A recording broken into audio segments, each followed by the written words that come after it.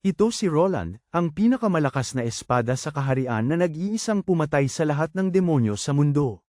Pagkatapos ng maraming taon ng digmaan, sa wakas ay natagpuan niya ang kapayapaan kasama si Felicia, ang babaeng kanyang iniibig, at nagsimula silang manirahan sa isang tahimik na nayon.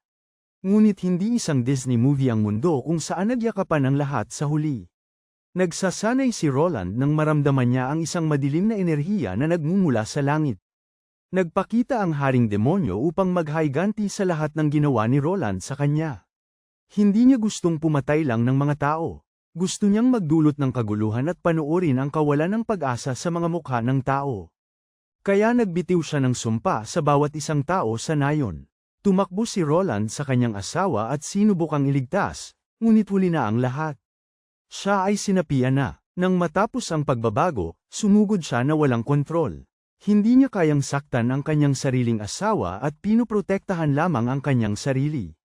Dahil gusto ng haring demonyo na makita ang pagdurusa ni Roland, ginamit niya ang mahika para pigilan ang kanyang mga braso at binti. Ngayong hindi na siya makagalaw, lumapit ang kanyang sinumpang asawa at naputol ang kanyang braso, akala niya mamamatay na ito. Isang alaala ang sumagi sa kanyang isipan, ang kanyang asawa na nagsasabi sa kanya na kailangan niyang mabuhay. Kaya ginawa ng bida ang pinakamahirap na desisyon sa kanyang buhay. Sinugod siya nito at ikinapit ang mga kuko sa kanyang tiyan. Kaya kinagat niya ang hawakan ng espada ng buong lakas at hinati ang kanyang asawa. Ang haring demonyo ay bumulalas ng tawa, alam na sa wakas ay nakaganti na siya at winasak ang buhay ng bida. Hindi na kaya na ni Roland ang kanyang mga sugat at namatay. Siyempre babalik ang bida, magiging napakalakas at gagantay sa haring demonyo, tulad ng ibang kwento. Kahit si Thanos ay hindi matatalo ang kwentong ito, nanalo siya sa digmaan ng 14 milyong beses pero yung isang beses na natalo siya ginawan pa ng pelikula. Balik kay Roland, nagising sa isang walang lamang lugar na puti. Isang diyosa na nagngangalang Mionotes ang nagsabi sa kanya na hindi pa tapos ang kanyang kwento, at ibabalik siya para makaganti sa hari ng demonyo. Ang problema lang ay hindi na siya magiging isang mandirigma ulit dahil nawasak ang braso na ginagamit niya sa paghawak ng kanyang espada. Kaya binigyan siya nito ng kapalit na braso. Nahulog si Roland mula sa langit at nagising sa lupa. Doon niya nalaman na braso pala ito ng kanyang asawa, pero yung kakaibang bersyon. Ibinabaon niya ang natira kay Felicia at sinusubukang sunggaban ang kanyang sagradong espada, ngunit tinatanggihan ito ng bagong braso. Isang halimaw ang sumulpot para umatake. Iwinasiwas ni Roland ang mutanteng braso at bumitaw ng isang suntok na napakalakas kaya nagkapira-piraso ang halimaw. Ang bagong brasong ito ay hindi lamang isang sumpa, mayroon itong nakakabaliw na lakas na sumisira sa batas ng realidad. Nasa kanya na ang kailangan niya para makapaghiganti, ngunit napakataas ng kapalit dahil kapag nakita ng mga tao kung ano na siya, hindi na nila siya nakikita bilang isang bayani, nakikita nila ang isang halimaw. Kumalat ang mga alingaw-ngaw na parang apoy. Kalahati ng nayon ay nagbago ang anyo at ang kalahati ay patay na. Kaya umalis si Roland sa nawasak na lupain nang biglang may sumipa sa likod ng kanyang ulo. Si Solana yon, ang nakababatang kapatid ni Felicia at hipag niya. Sobra siyang galing na mandirigma na ayaw makinig sa kanya at agad na sumugod. Depensa lang ang ginagawa ni Roland dahil siya na lang ang natitirang pamilya niya mula sa panig ng kanyang asawa. Sa gitna ng laban, inambos ni Solana ang isang higanteng halimaw at binato siya ng malaking bato. Nang malapit na ang nilalang sa kanya, tumalon si Roland sa ulo ng halimaw, hinawakan sa leeg nito at dinudurog ang bungo gamit ang bagong braso. Doon niya napagtanto na ang bagong braso ay sumisipsip ng lakas ng sinumang kanyang pinapatay. Nang gabing yun, kumalma na si Solana at sa wakas ay nasabi na ni Roland sa kanya ang malupit na katotohanan tungkol sa nangyari kay Felicia. Sa halip na sisihin siya, hinawakan niya ang mutanteng kamay nito at nagpumilit na sumama sa misyon ng paghihiganti. Magkasama silang naglakbay at inisip ang pinakamabilis na paraan para hanapin ang haring demonyo ay ang ilabas siya sa pamamagitan ng paglipol sa kanyang mga nangungunang tenyente. Dumiretso sila sa kastilyo ni Mar Adog, ngunit nang sirain nila ang mga pintuan ay wala roon ang haring demonyo. Biglaan, isang hindi pamilyar na boses ang nagsabi na wala roon ang executive. Lumapit ang nagsasalita at nagpakilala bilang si Crone. Sabi niya siya ang namamahala sa pagbabantay sa lugar habang wala ang kanyang amo. Pagtingin ng maigi, nakilala ng bata si Roland at tinanong kung paano pa siya buhay. Sabi ng mga usap-usapan pinatay siya ng demonyong Panginoon. Sa isang iglap, sumugod si Roland, pero nakaiwas si Crone, nagbabala kung gaano yun kadelikado at tumatawa na nasa gitna sila ng isang importanteng usapan. Muling nakaiwas si Crone, sa pagkakataong ito ay iniwasan ang biglaang atake ni Solana at kinukutya sila dahil sa sapat na malupit para atakihin ang isang bata. Kahit si Roland ay gulat na ang bata ay kayang higaitan si Maradogo sa bilis. Sa kabilang banda, natutuwa si Crow nang makita niya ang braso ng mandirigma, halata namang galing sa babaeng naging halimaw. Ang tanawin ay nagpatawa sa kanya at sabik siyang sabihin sa Panginoon ng demonyo ang kanyang natagpuan. Gusto malaman ng bida kung sino siya at kung saan nagpunta si Maradogo. Ayaw sumagot ng bata, pero dahil mabait siya, binato sila ni Crow ng isang bagay. Nagpunta si Maradogo sa Okuna Village, kung saan nagtatayo muli ang mga nakaligtas. Hindi makapaniwala si Roland na sisirain na naman nila ang kanyang bayan. Ang gulat nila ay lalo lang nagpapatawa kay Crone, kung gusto nila siyang pigilan, wala silang oras para magdaldalan. Sa kahit anong paraan, hindi niya sila pipigilan umalis. Alam ng bida na ang pag-iwan kay Crone ay maaaring pagsisihan nila sa huli, pero hindi nila kayang makipaglaban at bumalik. Sabi ni Solana, tatakbo sila papuntang Okuna at kumari pa ng takbo palabas ng palasyo. Sumunod si Roland, ayaw niyang may inosenteng mamatay. Gayunpaman, sinabi niya sa bata na maghintay, babalikan nila siya at papatayin sa ibang araw. Ikinatuwa lang ito ni Crone. Sa pagkakataong nasa harap niya, nagpasya siyang iulat ang lahat ng nakita niya. Magiging mas kawili-wili yun. Samantala, inaatake ni Maradogo ang mga taga-baryo, iniimbestigahan ang bawat isa kung nasaan ang katawan ni Roland. Sabi niya, malaking karangalan para sa isang demonyo na bigyan ng rehiyon ng kanilang Panginoon. Gayunpaman, ang matalo sa isang hamak na tao sa unang araw ay isang kahihiyan na hindi niya makakalimutan. Kaya naman narito siya para ulitin ang lahat ng kanyang nabigo pagkatapos umahan mula sa kailaliman ng impyerno. Dadalhin din niya ang babaeng iyon sa mundong ito, at sa pagkakataong ito, mananalo siya. Nagtanong ang isang taga-baryo kung hindi rin ba ginawang halimaw ng mga demonyo si Roland. Hindi yun ang narinig ni Maradogo mula sa Panginoon. Kaya nagpipilit siyang malaman ang mga detalye hanggang sa dumating mismo si Roland, pinipigilan ang pagkawasak bago pa ito kumalat. Perpekto, hindi na kailangang maghalongkat sa mga bangkay. Mas gusto pang labanan ulit siya ni Maradogo. Binanggit niya ang bisig ng pagtanggi na makapagliligtas sa mundo, na ang ibig sabihin ay ang bagong kapangyarihan ng bida at sumingit agad si Solana. Ayaw niyang baliwalain siya, hindi nila gagawin ang gusto niya, at handa na siya. Nakikipaglaban kasama ang kanyang hipag, bumunot si Maradogo ng isang dakot na buhok niya at inihagis ito sa lupa. Umaagos ang lava. Sa tuktok, may mga nilalang na umaahon at sumusugod, mga tauhan na ginawa ng mga sundalong apoy ni Maradogo para sunugin ang bawat tao sa malapit. Halata na ito ay isang patibong para ilayo si Solana sa laban. Walang may gusto nito sa kanila. Kahit na iginigiit ng demonyong pinuno na gusto lang niya ng isa sa isang laban kay Roland. Nangako pa siya na hindi na niya gagalawin ang baryo, at tinawag iyon na ang patas na paraan para gawin ito. Walang ibang pagpipilian si Roland kundi sumang-ayon. Sinabi niya sa kanyang bayaw na tulungan ang mga tao habang haharapin niya ang halimaw. Alam niyang nag-aalala ito, pero kung mag-aatubili siya, mas marami pang buhay ang mawawala. Umalis na si Solana, sumusunod sa plano. Babalik din siya agad. Mag-isa, naghahanda si Maradogo, tapos tumigil. Iba ang pakiramdam ni Roland ngayon kaysa dati. Nagtanong si Maradogo kung ano ang nangyari sa espada na tumalo sa kanya. Sa pagkakataong ito, balak niyang wasakin ito at pagbayaran ang kahihiyan. Hindi sumagot si Roland. Sinabi lang niya na magsimula na. Medyo nababagot, si Maradogo ang unang sumugod. Alam ni Roland na kasinungalingan ang sabihing mananalo siya dahil lang natalo niya ito dati. Ngayon ay mahina siya, wala ang banal na espada, at ang masamang aura ni Maradogo ay nagpapahirap.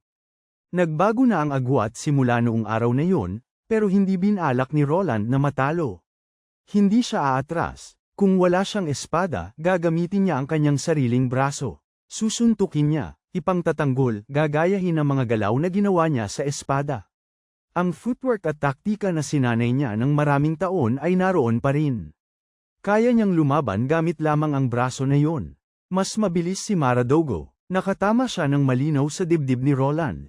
Agad na nararamdaman ni Roland na napakalaki ng pagkakaiba ng abot ng espada at ng braso. Kasabay nito, nagtataka siya kung bakit. Nagpigil si Maradogo sa atake na yun, parang ayaw niyang sumobra ang lakas ng tama. Pinutol ang iniisip ni Roland, mas bumilis pa siya, naghahanda ng isang malakas na atake ng flamethrower. Sumiklab ang apoy, napilitang umatras muli si Roland, umiiwas sa mga gumuhong bagay. Ipinagyabang ni Maradogo na bumalik siya mula sa impyerno na mas malakas sa ibang antas. Alam ni Roland na ang direktang tama ay papatay sa kanya. Masama ito, pero nagtataka si Maradogo kung anong nangyari. Ramdam ni Roland na mas mahina siya kaysa dati. Tinanong niya kung lalaban ba talaga si Roland gamit lang ang braso niya, at naisip pa niyang swerte lang ang laban na ikinamatay niya. Tumanggi si Roland na magpaliwanag. Hinahayaan niyang isipin ni Maradogo ang kahit anong gusto niya, tapos bigla niya itong susugurin. Hindi nagtagal at napagtanto ni Roland na kailangan niyang gamitin ang kapangyarihang pinipigilan niya, ang braso na nagnanakaw. Pinahihintulutan siya nitong kunin ang lakas ng kalaban, kaya't naitulak ni Roland si Maradogo palayo. Gayunpaman, hindi pa rin ito sapat para talunin siya. Nagulat si Maradogo nang may nakawin sa kanyang kapangyarihan, pero hindi ito sapat para galusan siya man lang. Ang laban na matagal na niyang inaasam na nagiging ganito kabagot ay nagbibigay lang sa kanya ng pagkadismaya. Tinanong niya kay Roland kung ano ba talaga ang layunin niya, lalo na ngayong naging Euro Broken Bar hindi kaaya-aya. Sumimangot si Roland, naiirita, na lalong nagpalito kay Maradogo, dahil mukhang pangit ang tao ngayon kumpara sa pagiging hero iko niya dati. Sinabi ni Roland na walang karapatan si Maradogo na insultuhan ang kanyang braso. Pagkatapos ng ilang sandali, tumawa ng malakas ang executive at nagkunwaring humihingi ng tawad dahil hindi niya agad napansin kung saan galing ang nakakatakot na sanggang yon. Kaya pala nagagalit si Roland, parte pala ito ng kanyang yumaong minamahal. Patuloy na kinukutya ni Maradogo si Roland dahil sa sobrang katangahan na hinahayaan niyang kontrolin siya ng damdamin. Unti-unting nawawala ang mga salita ni Maradogo sa isip ni Roland, napalitan ng tahimik na paghingi ng tawad na ginagawa niya. Kay Felicia, kailangan niya itong gamitin para sa mga kakilakilabot na bagay. Gayunpaman, gusto niyang tapusin ito agad at patigilin ang kanyang kalaban sa pagsasalita ng walang katuturan. Nang magpakawala ng bowl ang apoy si Maradogo, ginamit ni Roland ang braso ng kanyang asawa para nakawin ang kapangyarihang iyon. Isang malaking mausok na pagsabog ang bumulwak, at napangisi si Maradogo, sigurado na siyang panalo hanggang sa isang liwanag ang nagpawi ng kayabangan sa kanyang mukha. Sinipsip ni Roland ang atake. Nagawa niya, ngunit hindi niya lubos na mapigilan ang apoy, at halata ang sakit na nararamdaman niya. Tinawag ito ni Roland na ilang gasgas lang, at tumawa ang executive sa kung gaano siya katapang.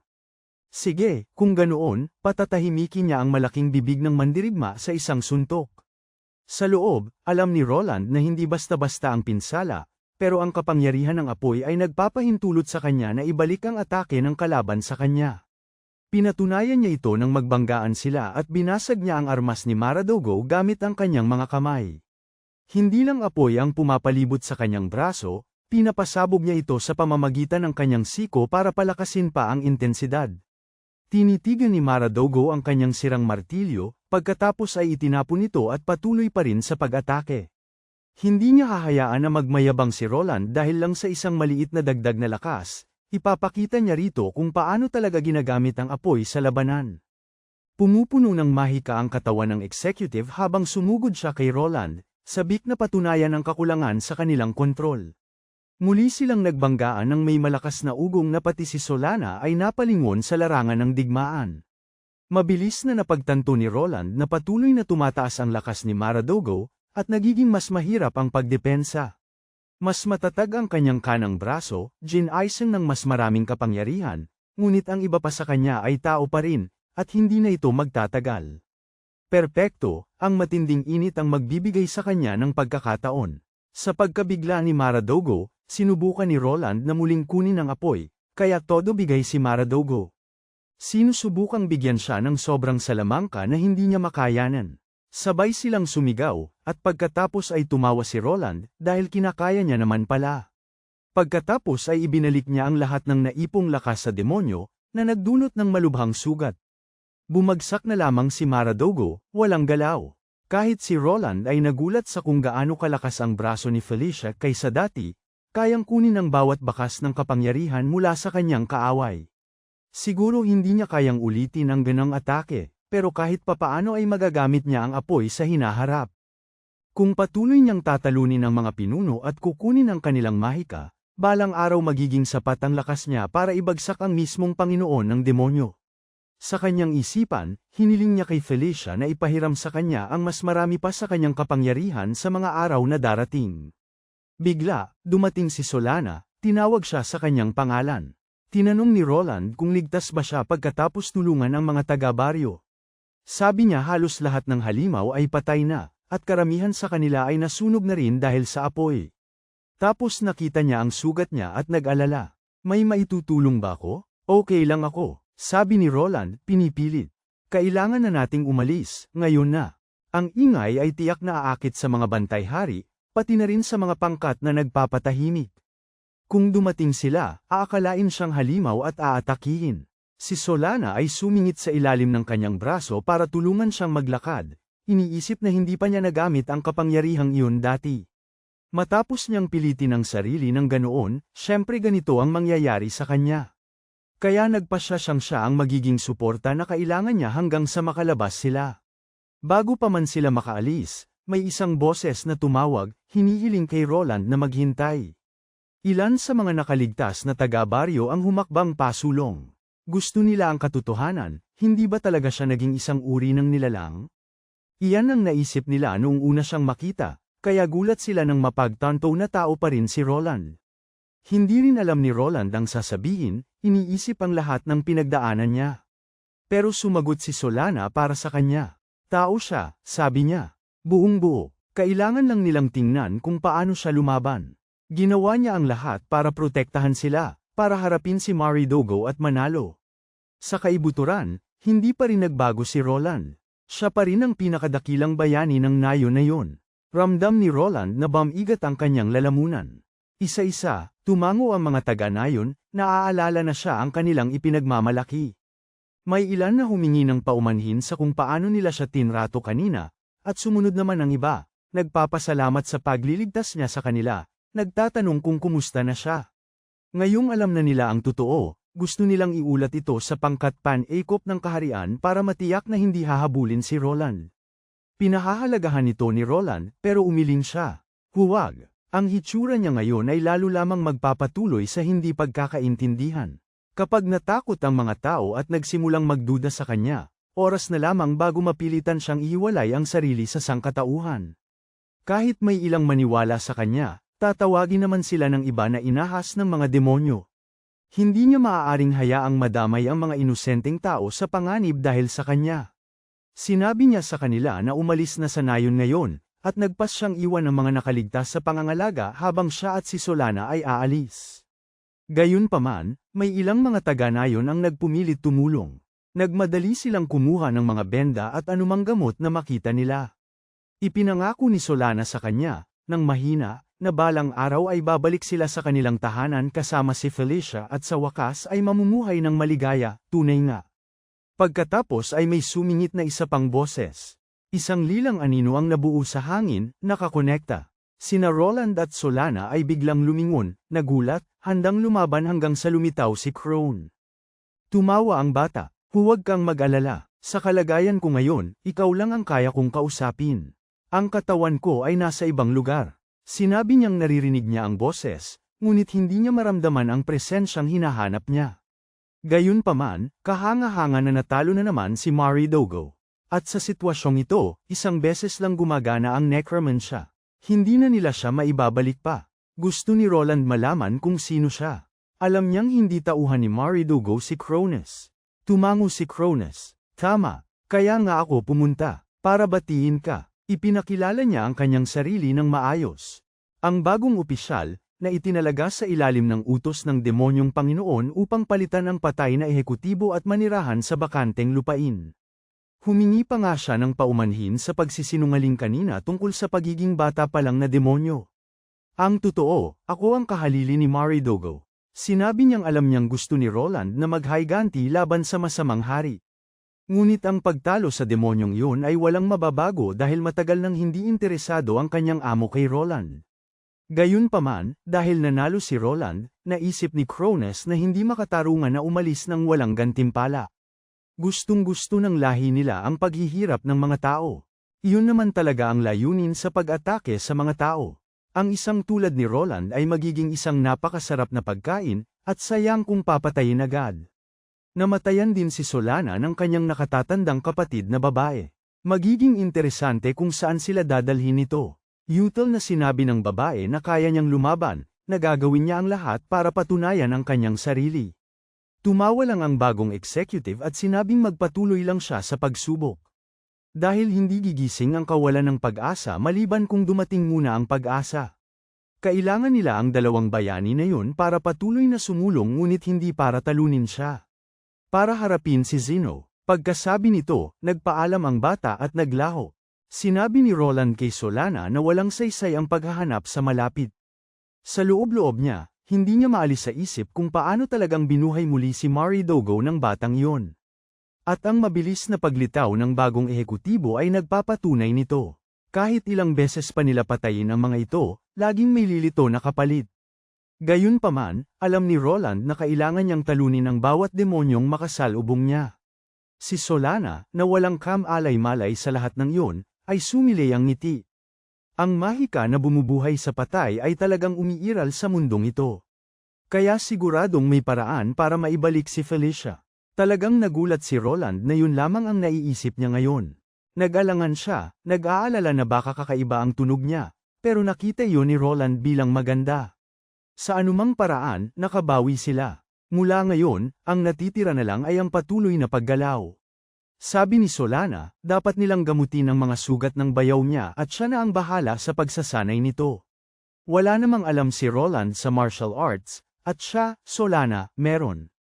Maya-maya, napunta ulit si Roland sa parehong panaginip, hinihila sa puting espasyo. At naroon siya, bumalik si Felicia. Hindi pa rin sila makapag-usap o maghawakan, isa lamang siyang bagay na gawa ng kanyang isipan, pero bahagi sa kanya ang nagnanais na makalaya mula sa lahat ng pagdurusa. Ang pagiging nasa isang lugar na sobrang tahimik, na walang magawa, ay siguradong nakakawalang gana.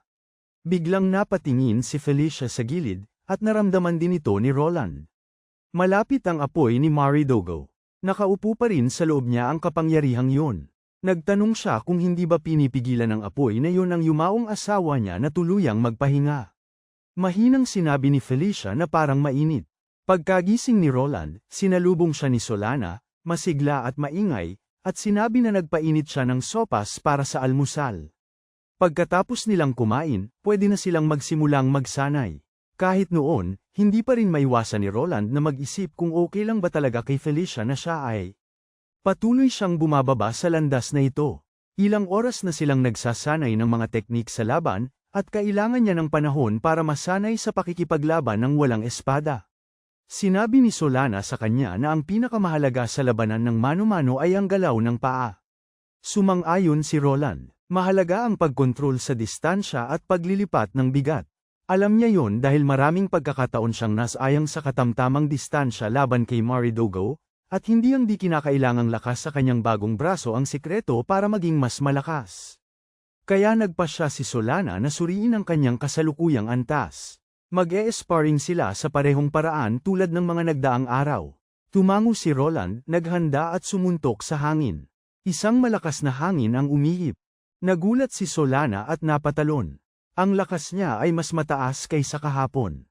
Naliwanagan siya, kumbinsido na ang kanyang bayaw ay maaaring isang henyo sa labanan gamit ang mga espada at martial arts.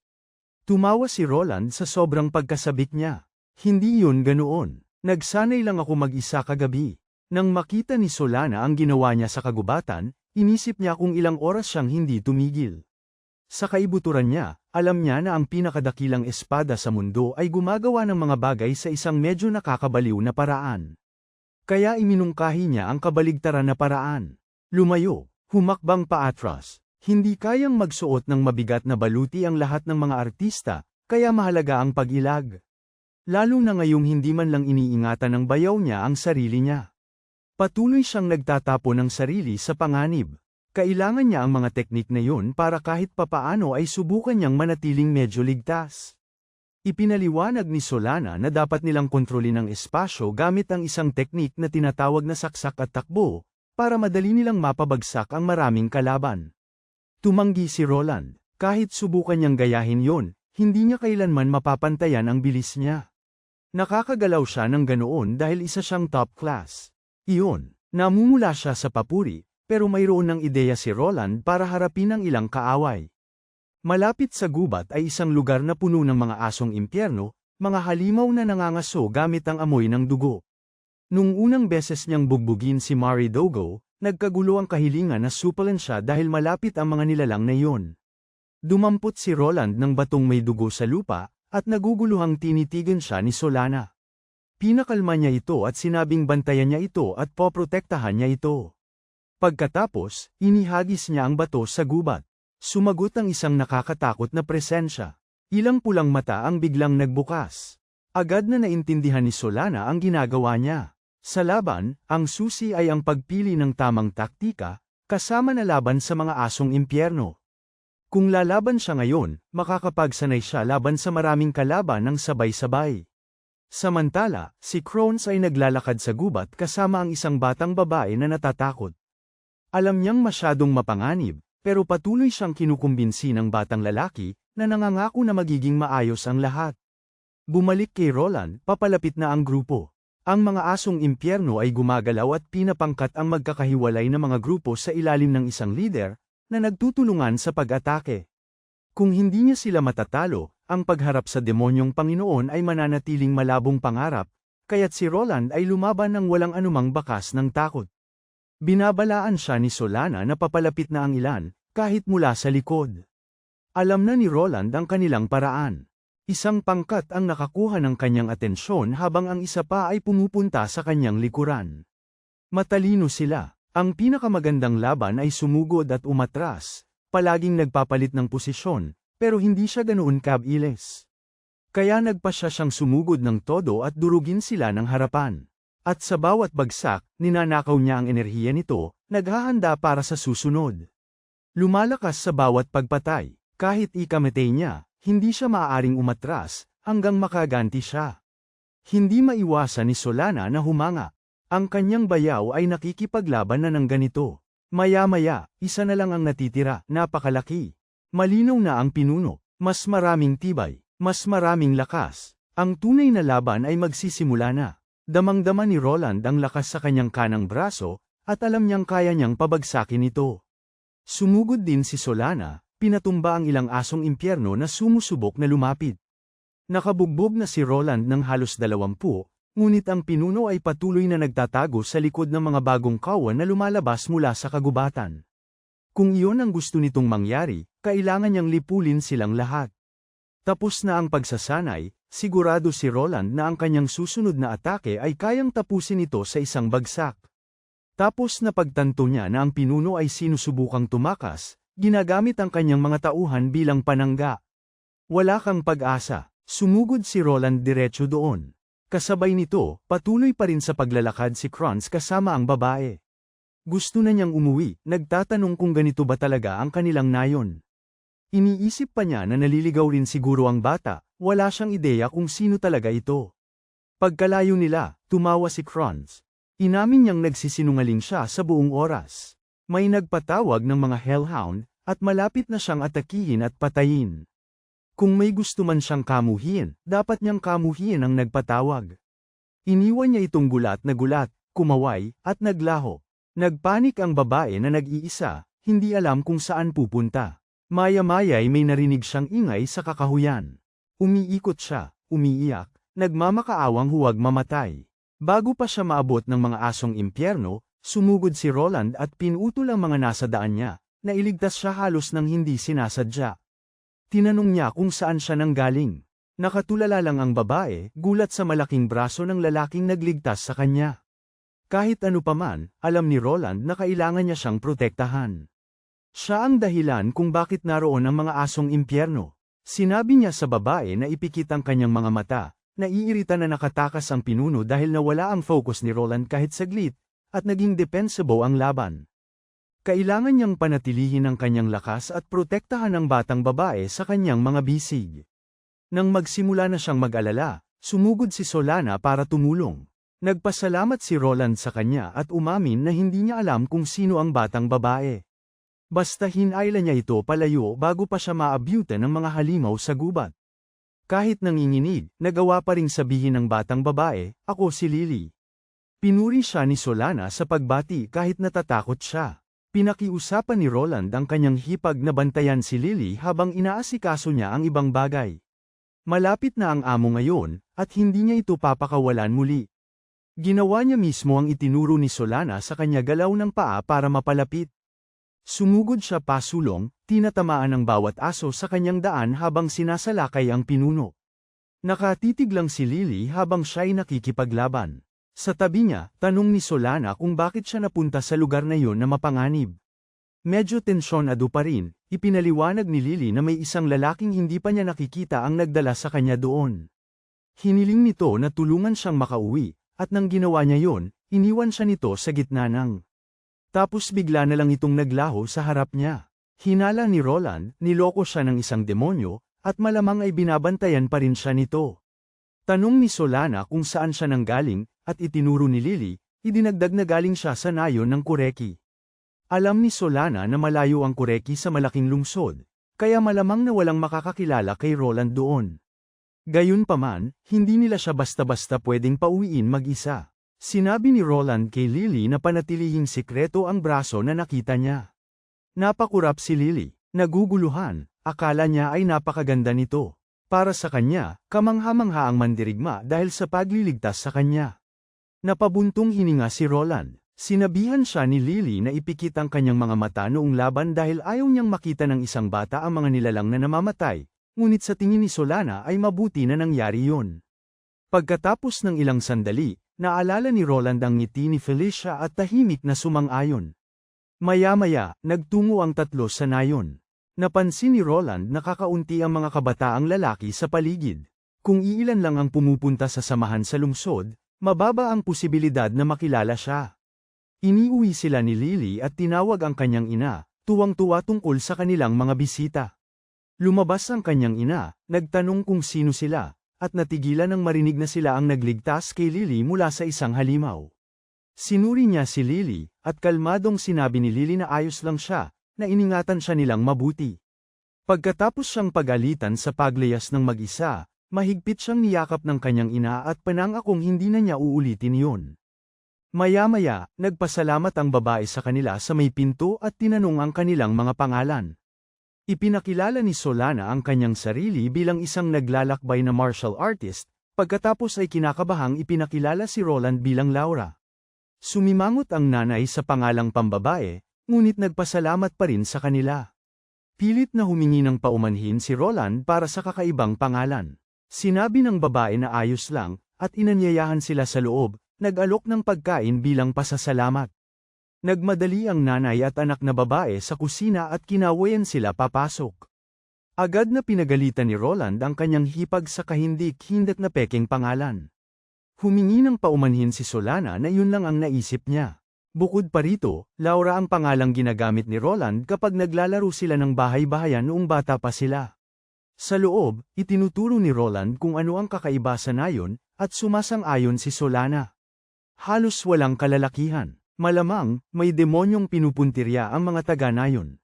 Kaya't nagpasya silang manatili at labanan kung anumang panganib ang nagbabanta sa mga sibilyan. Mas malakas ang mga crones kaysa kay Maridogo. Kailangan nilang gamitin ang bawat bakanteng oras para lumakas, labanan ang bawat demonyong lumitaw, at bumuo ng estilo na babagay sa bawat sitwasyon. Ang pagliligtas sa mundo ang naging pangarap nila simula pa lang. Kay Roland, kay Solana, at kay Felicia. Bumalik si Lily para tawagin na sila. Nagkausap na naman sila ng matagal at nakalimutan ang oras. Sa labas, pinagmamasdan sila mula sa malayo ng pinuno ng nayon, tahimik silang sinusuri. Pagkatapos, kumain silang 4 ng sopas na niluto ng nanay ni Lily. Tuwang-tuwa si Lily dahil siya ang naghiwa ng mga gulay para sa mga bisita. Sabi ni Solana, masarap ito, kahit humihingi ng paumanhin ng nanay dahil wala siyang ibang mayhain. Simula nang mamatay ang kanyang asawa 5 taon na ang nakalipas, siya na lang ang gumagawa ng lahat. Kaya maingat na nagtanong si Roland kung dahil ba kay Lily ang pagkamatay nito. Sinabi niyang oo, may mga lumang guho sa labas ng nayon, at may grupo ng mga halimaw na lumipat doon. Namatay ang kanyang asawa noong napakaliit pa ni Lily para maalala siya. Tanong ni Solana kung bakit hindi sila umalis. Sabi ng nanay, napakaliit pa ni Lily, at wala silang mapupuntahan. Naghain ng kahilingan para sa tulong ang pinuno ng nayon, pero napakalayo nila, walang nagmalasakit. Alam ng bida na ang mga kahilingang yun ay mga hiyaw ng desperasyon, at kapag naisasantabi na ang mga yun, halos hindi na muling lumilitaw. Kaya ang mga nayong tulad nito ay napapabayaan at unti-unting nawawasak. Ayaw na nga ng babae na magreklamo tungkol dito ngayon. Kumontra si Roland, hindi mo kailangang mag-isip ng ganyan. Kahit na nagdurusa rin ng ibang tao, hindi ibig sabihin na kailangan mong pumili kung sino ang karapat-dapat iligtas. Tinatanong niya kung nasaan ang tribo. Sila na ang bahala doon. Ikinababahala iyon ng babae. Wala sa kanilang dalawa ang mukhang may dalang sapat na bigat na sandata para nagninggas ang sigla ni Lily na talunin ang mga nilalang na iyon, sumasang-ayon sa kanyang ina at sinimulan pang ang banggitin ang isang tao. Pagkatapos ay nag-atubili siya at tumahimik. Sabi ni Solana, sapat na ang kanilang lakas para magawa ng maayos ang trabaho. Ang totoo, sa mga nakaraang taon, nasanay na ang mundo sa presensya ng mga tribo ng demonyo. Nagagalit ang mga tao, pero sinasabi nila sa sarili nila na wala silang ibang pagpipilian kundi tanggapin ito bilang normal. Kaya naman silang dalawa ay patungo sa mga guho para harapin ang mga halimaw. Pero hindi nila alam ang ayos sa loob, at maaaring puno ito ng mga patibong para pigilan ang mga hindi autorisadong makapasok. Ang panuntunan ng mahika para sa mga adventurer ay, huwag basta-bastang pumasok sa teritoryo ng kalaban. May naiisip ang mandirigma na gusto niyang gawin sa mga ganitong sitwasyon, at hinihingi niya sa kanyang hipag na pahiramin siya ng kaunting dagdag na lakas. Si Solana ay isang martial artist na mabilis, at gumagamit siya ng mga kagamitang mahika para palakasin ang kanyang mga atake. Ang kanyang mga guwantes ay puno ng mahiwagang pulver na maaaring magdulot ng pagsabog. Dagdag pa rito, kasama ang braso na sumipsip ng apoy ni Maridogo, si Roland ay maaaring sumuntok ng napakalakas. Kaya ginagamit niya ang kombinasyon para wasakin ang pasukan papunta sa mga guho at puksain ang anumang panganib na naghihintay sa loob. Iniisip niya na ang pinakamagandang gawin ay sirain ng tuluyan ang pinamumuguran. Nag-aalala si Solana na ang mga guho ay maaaring may malaking halaga sa kasaysayan, at ang pagsira sa mga ito ay maaaring magdulot ng problema. Sabi ni Roland, mas mahalaga ang buhay ng mga taga-baryo kaysa sa lumang palatandaan.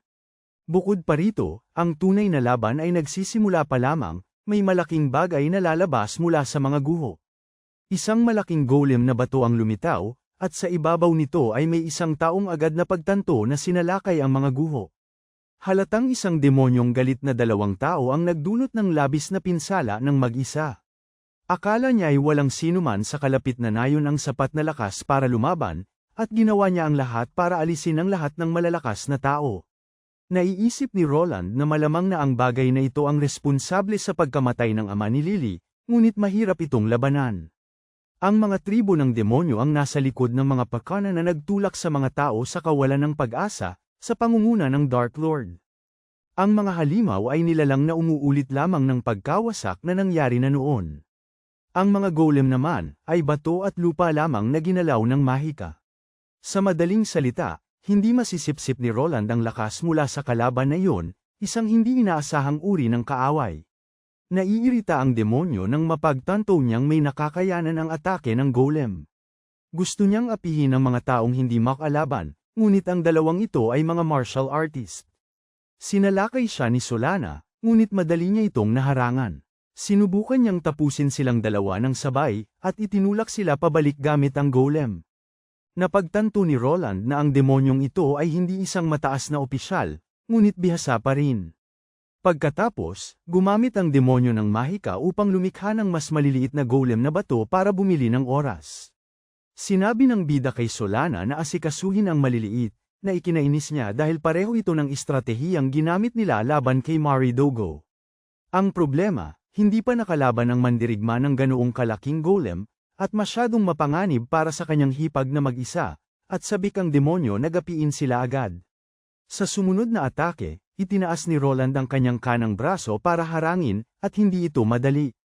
Sinusubukang siyang sugurin ng maliliit na nilalang, ngunit mabilis silang ginapi ni Solana. Mabigat ang mga bato, at alam ng bida na hindi niya ito basta-basta mababasag.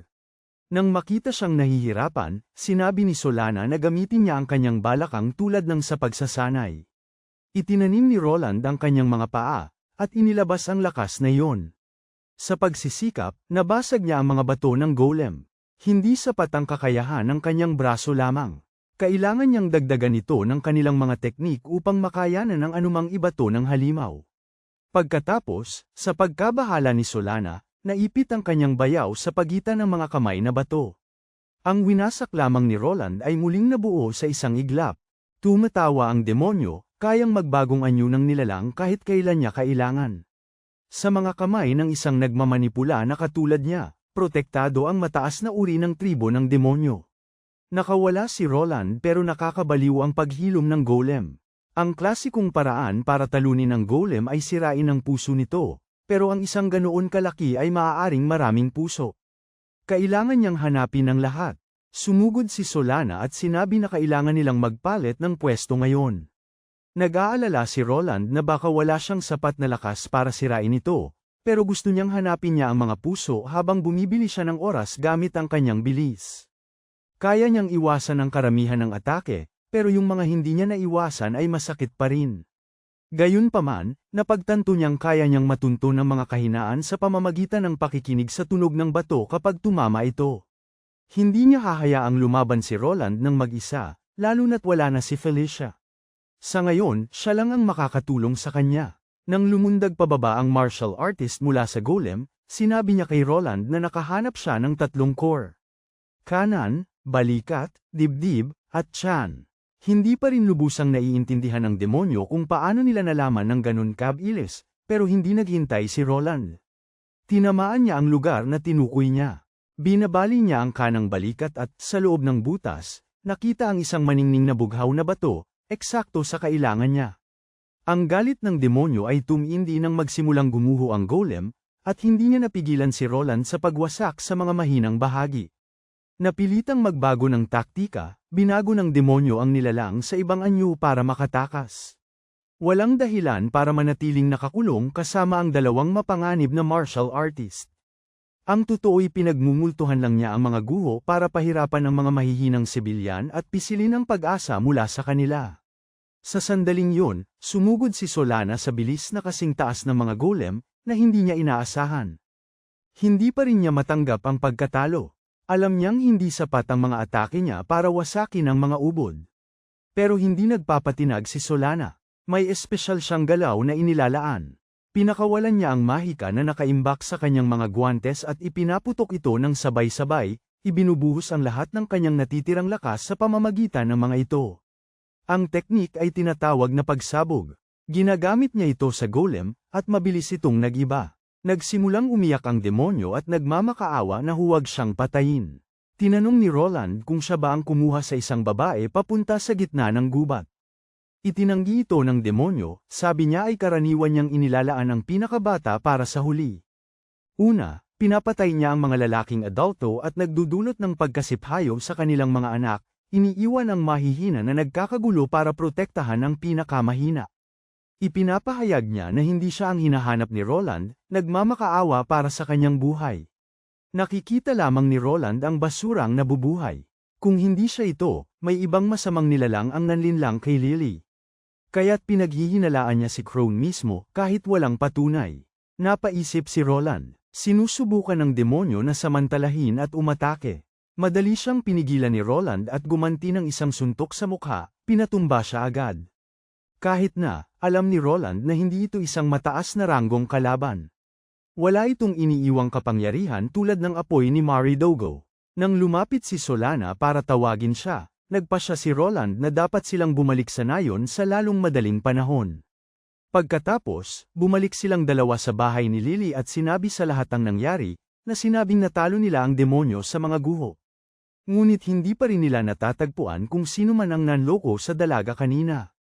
Sinabi ng ina ni Lily na huwag na silang mag-alala. Marami na silang nagawa sa paghihiganti sa kanyang yumaong asawa. Alam ng dalawang martial artist na kung mananatili sila, magdadala lamang sila ng gulo sa mga taga-nayon. Ang mga dayuhan na nagtatagal ng sobra ay nakapagpabagabag sa mga tao. Hindi ito maintindihan ni Lily. Natalo na nila ang masamang nilalang, kaya bakit mayroon pa ring di mapalagay? Imbes na magpaliwanag, inutusan siya ng kanyang ina na tumulong sa bukid. Dumidilim na. Ayos lang sa kanya na iwan muna sina Roland at Solana sa bahay. Hindi niya sila pipigilan. Kahit wala siyang gaanong kaya, gusto niyang suklian sila ng higaan at pagkain, para makabawi sila ng lakas. Napagtanto ni Roland na kahit napatay na niya ang demonyo, hindi pa rin niya napapasaya ang mga taga-baryo. Gayunpaman, gusto niyang maniwala na ang landas na tinatahak niya ay magiging sanhi ng pagngiti ng mga tao balang araw. Balik sa kung ano ang mahalaga. Iminungkahi ni Solana na pumunta sila sa lungsod. Kaunti na lang ang kanilang armas, at malamang na makakakuha sila ng gantimpala sa pagpapabagsak sa demonyo. Ang pinakamalapit na lugar ay ang pinakamalaking sentro ng kalakalan ng kaharian, ang Altraid. Kahit na mabayaran sila, iniisip ni Roland na masyadong mapanganib na magpakita doon. Pupunta siya sa iba't ibang lugar, at malaki ang posibilidad na makasalubong nila ang isang taong nakakakilala sa kanya. At kung magkaroon ng labanan sa loob ng Altraid, hindi magiging madali ang makatakas ng hindi nakakasira. Nang makita niya kung gaano siya nag-aalala, pumayag ang kanyang hipag na gawin ang kanyang hinihiling, kahit na alam niyang ang mga kahilingan na magpasakop ay madaling nakakalimutan. Alam din niyang si Roland ay sikat sa buong kaharian, at ang balita na naging halimaw siya ay kumalat na kahit saan. Ngunit kailangan nila ng pera at mga kagamitan. Wala na silang pagkain, wala ng pambato, at kailangan ni Solana ng bagong guwantes. Kung isusugal na nila ang lahat sa paglaban sa mga demonyo, ang pinakamagandang hakbang ay Altrad. Nagtaka si Roland kung itinutulak ito ni Solana para manatili siyang konektado sa ibang tao. Kung gayon, parang mali na baliwalain ang kanyang kabaitan. Pumayag siya sa kondisyon na hindi siya papasok sa samahan. Kaya naglakbay sila sa kaharian ng Gringard patungo sa pinakamalaking lungsod pangkalakalan, ang Altraid. Ito ay nasa gitna ng kaharian, kung saan dinadaanan ng mga kalsada ang mga produkto mula sa buong mundo. Bakal, pagkain, gamot, armas, mga kagamitang may mahika. Lahat ay pumapasok, kinakalakal, at pagkatapos ay ipinapadala pabalik. Kung saan gumagalaw ang mga produkto, gumagalaw din ang pera, at doon kumikita ang mga tao. Hindi maiwasan ni Roland na magtaka kung ang dahilan kung bakit hindi pa yun nangyayari ay dahil may hinihintay ang nilalang. Nang makarating sila sa mga lansangan, abala ang lungsod gaya ng dati. Dumagsa ang mga tao sa lahat ng direksyon. Siguro makakapanatili sila ng ilang araw kung mananatili silang mapagmatsyag at hindi sila makikilala. Una, kailangan nila ng pera. Nagpasya si Solana na dumiretso sa guild at iulat ang pagkatalo ng demonyo. Habang si Roland naman ay naghanap ng isang bahay tuluyan. Habang naglalakad siya, biglang lumakas ang mga boses sa gitna ng maraming tao. Sa gitna ng mga nakasalansan na kahon, may isang taong sinisipa ang isang lalaki sa lupa, galit na galit, sinisigawan ng isang tindero dahil sa pagbenta umano nito ng walang silbing pulbura. Ang may-ari ng tindahan, naguguluhan, ay nagsabing hindi niya matandaan na nakipagtransaksyon siya rito at nagmungkahing baka nagkamali siya ng tao. Nagpatuloy sila sa pagtatalo hanggang sa sumagot ang nagbebenta na kung talagang galing sa kanya ang produkto, dapat ipakita ng lalaki ang marka ng pulbura. Akala ni Roland na talagang masigla ang lungsod, kaso dahil sa mga maling dahilan. Ang lahat ng kalakalan ay puno ng mapanganib na tao, pati mga kontrabidang nagtatago sa dilim. Walang nakakaramdam ng pangangailangang tulungan ang iba. Lahat ay nabubuhay para sa sarili at nilulutas ang sariling problema. Kahit umuunlad ang lungsod, ang banta ng mga demonyo ay nanatili pa rin sa isip ng lahat. Gayunpaman, si Roland lang ang kumilos. Pumasok si Roland sa gulo at sinabihan ang customer na kumalma. Nang patuloy na lumalala ang sitwasyon, ipinunto ni Roland na hindi nila mapapatunayan na galing sa tindahang ito ang palburang binili niya. Sinusubukan ng customer na lampasan siya, pero ang higpit ng hawak ni Roland ay sobrang lakas kaya hindi siya makagalaw at halos hindi makahinga. Sa huli, sumuko ang lalaki, tinulak ang tindero sa lupa, at nag-walk out, na sinabing mag-ingat daw siya sa susunod. Habang pinapanood siyang umalis, hindi maiwasan ni Roland na isipin kung ang babala ay para rin sa kanya. Mabilis na lumapit ang tindero para magpasalamat kay Roland, na sinasabing hindi niya ito kayang bayaran, at nag-alok ng libreng pulver. Tumanggi si Roland. Sa halip, sinabi niya na kung may dumaang babaeng martial artist, dapat ipaalam ng tindero. Kunin niya ang kahit anong kailangan niya ng libre. Hindi alam ni Roland kung anong mga materyales o tatak ang ginagamit ng kanyang hipag, at mas gusto niyang huwag magkamali sa paghula. Naguguluhan pa rin, pumayag ang tindera. Lumabas si Roland at nagpas siyang humanap ng isang bahay tuluyan para sa gabi. Maya-maya, napabuntong hininga siya at tumigil. May nagmamasid sa kanya, sumulyap siya sa gilid at nakilala ang malayo tingin ni Charles. Bago nawala ang braso ni Roland sa laban kontra sa Haring Demonyo, ginugol niya ang kanyang mga araw sa pangangaso ng mga halimaw, nagpapalakas para matalo si Maridogo. Isang araw, habang nakikipaglaban sa isang kawan ng mga kalansay, ang isa na mukhang boss ay biglang sumugod. Sa kanya, akmang susugod si Roland nang may hamampes dito mula sa likod at nagyelo ito agad. Naduraj ang kalansay, at nakita ni Roland ang lalaking nakatayo doon, si Charles Glass, isang dating kakilala na talagang nagmamalasakit sa kanya. Natigilan si Roland. Isang hampas lang, ang bilis. Sabi lang ni Charles na nag-aalala siya at pinuntahan siya para tingnan. Si Charles ang panganay na anak ng respetadong pamilya Glass, sikat sa mahika ng yelo. Kahit na isa siyang maharlika, pumupunta pa rin siya sa larangan ng digmaan at naglalagay sa sarili sa panganib. Hindi lang siya mahusay, mabait siya, inaalagaan niya ang kanyang mga kasamahan anuman ang kanilang estado. At pinagkakatiwalaan din siya ng mga sibilyan. Noong panahon pa na isa pa lamang mandirigma si Roland, si Charles ang kasama niya madalas, sa laban man o hindi.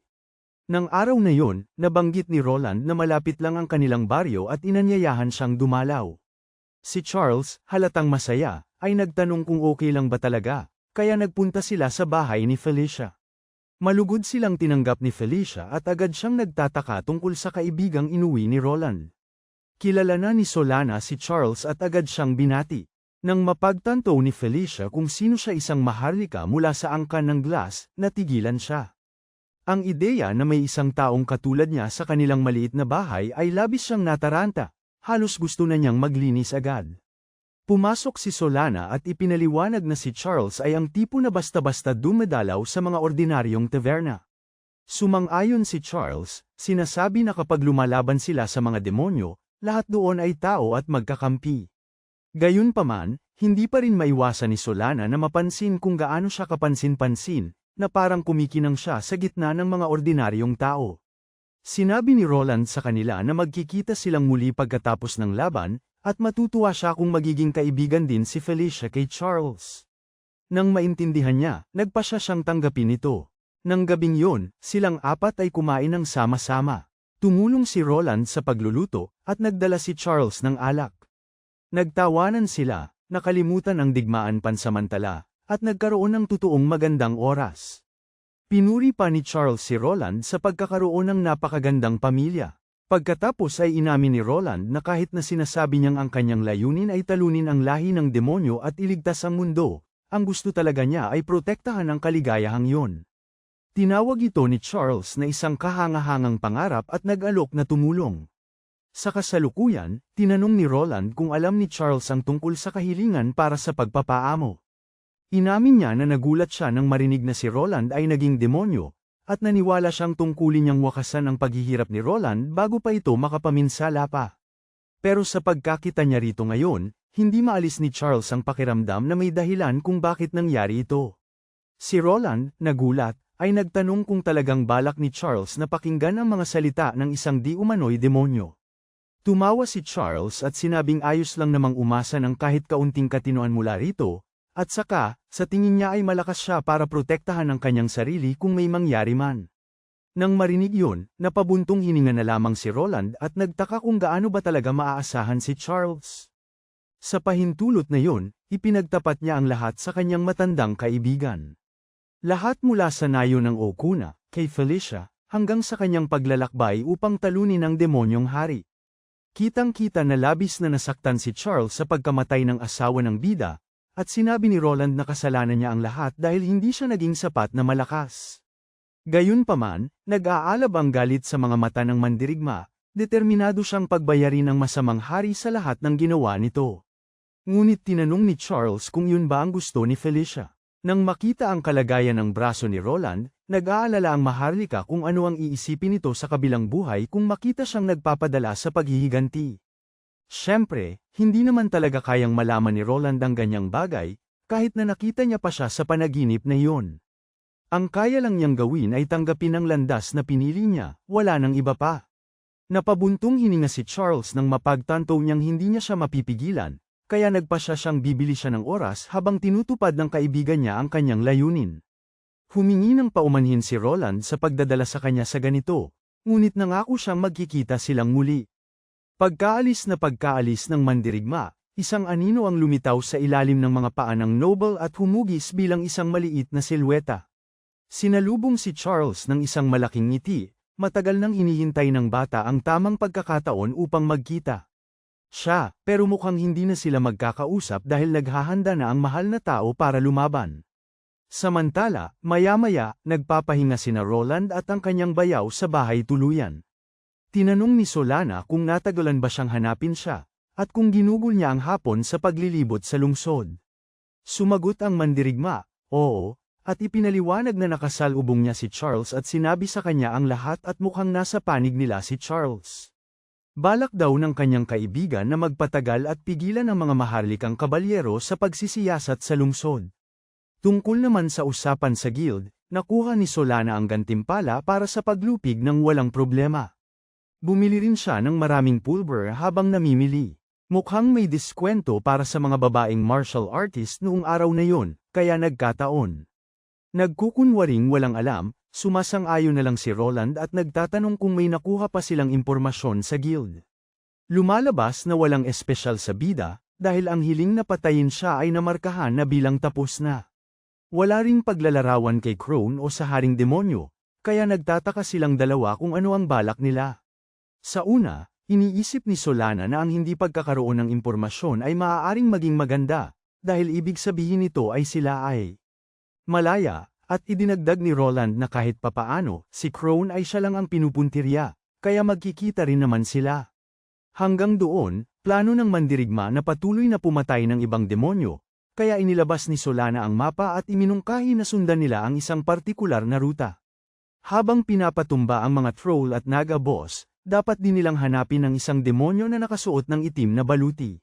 Gamit ang minarkahang daan, maaari silang dumaan sa Kureki Village, kung nasaan sina Lily at ang iba pa, at masaklian ang tulong na ibinigay nila noong nakaraan. Dahil napagdesisyonan na ang lahat, sinabi ni Solana na dapat na silang magpahinga, kailangan nilang mabawi ang kanilang lakas. Kapag natutulog na si Roland, bumabangon si Solana sa kalagitnaan ng gabi at sinusubukang kausapin ang braso ng kanyang yumaong kapatid. Itinatanong niya kung makakasuporta ba siya sa bida sa paraang dati ginagawa ni Felicia. Noong nakaraan, nagtalo ang magkapatid tungkol sa pagiging adventurer at kung gaano ito kadelikado. Gusto itong gawin ni Solana dahil pakiramdam niya'y palagi siyang umaasa sa iba, at naisip niyang mas mabuting kumilos kaysa manatili na lang. Nang marinig yun ng nakatatandang kapatid, nauunawaan niya na kung napagdesisyonan yun ni Solana, marahil yun ang pinakamabuti. Mas gusto pa ni Felicia na hilingin kay Solana na manatili sa tabi ni Roland at alagaan siya. Bilang kapalit, makakapaghintay si Felicia sa bahay at gumawa ng lugar kung saan makakapagpahinga siya pagkatapos ng kanyang mga gawain. Dapat ay nakapamuhay silang tatlo na parang isang pamilya. Pero simula ng araw na sinalakay ang baryo, walang tigil sa pakikipaglaban ng protagonista. At ngayong wala na si Felicia, naniniwala si Solana na kailangan niyang maging lugar kung saan makakahanap ng kapanatagan ang mandirigma. Dahil kung masobrahan siya ng paghihiganti at masira, lalo lang lalala ang sitwasyon at dahil yun sa hindi nagampanan ni Solana ang papel ng kanyang kapatid. Kinabukasan, binati niya si Roland ng malakas at masiglang, "Magandang umaga." Binati rin siya nito at tinanong kung nakatulog siya ng mahimbing. Pagkatapos, umalis silang dalawa sa lungsod, at habang nilalabanan nila ang mga halimaw at demonyo sa daan, patungo sila sa Kureki, kung nasaan sina Lily at ang iba pa. Halos napakaganda ng takbo ng mga bagay, nakakaramdam pa nga si Solana ng kapayapaan.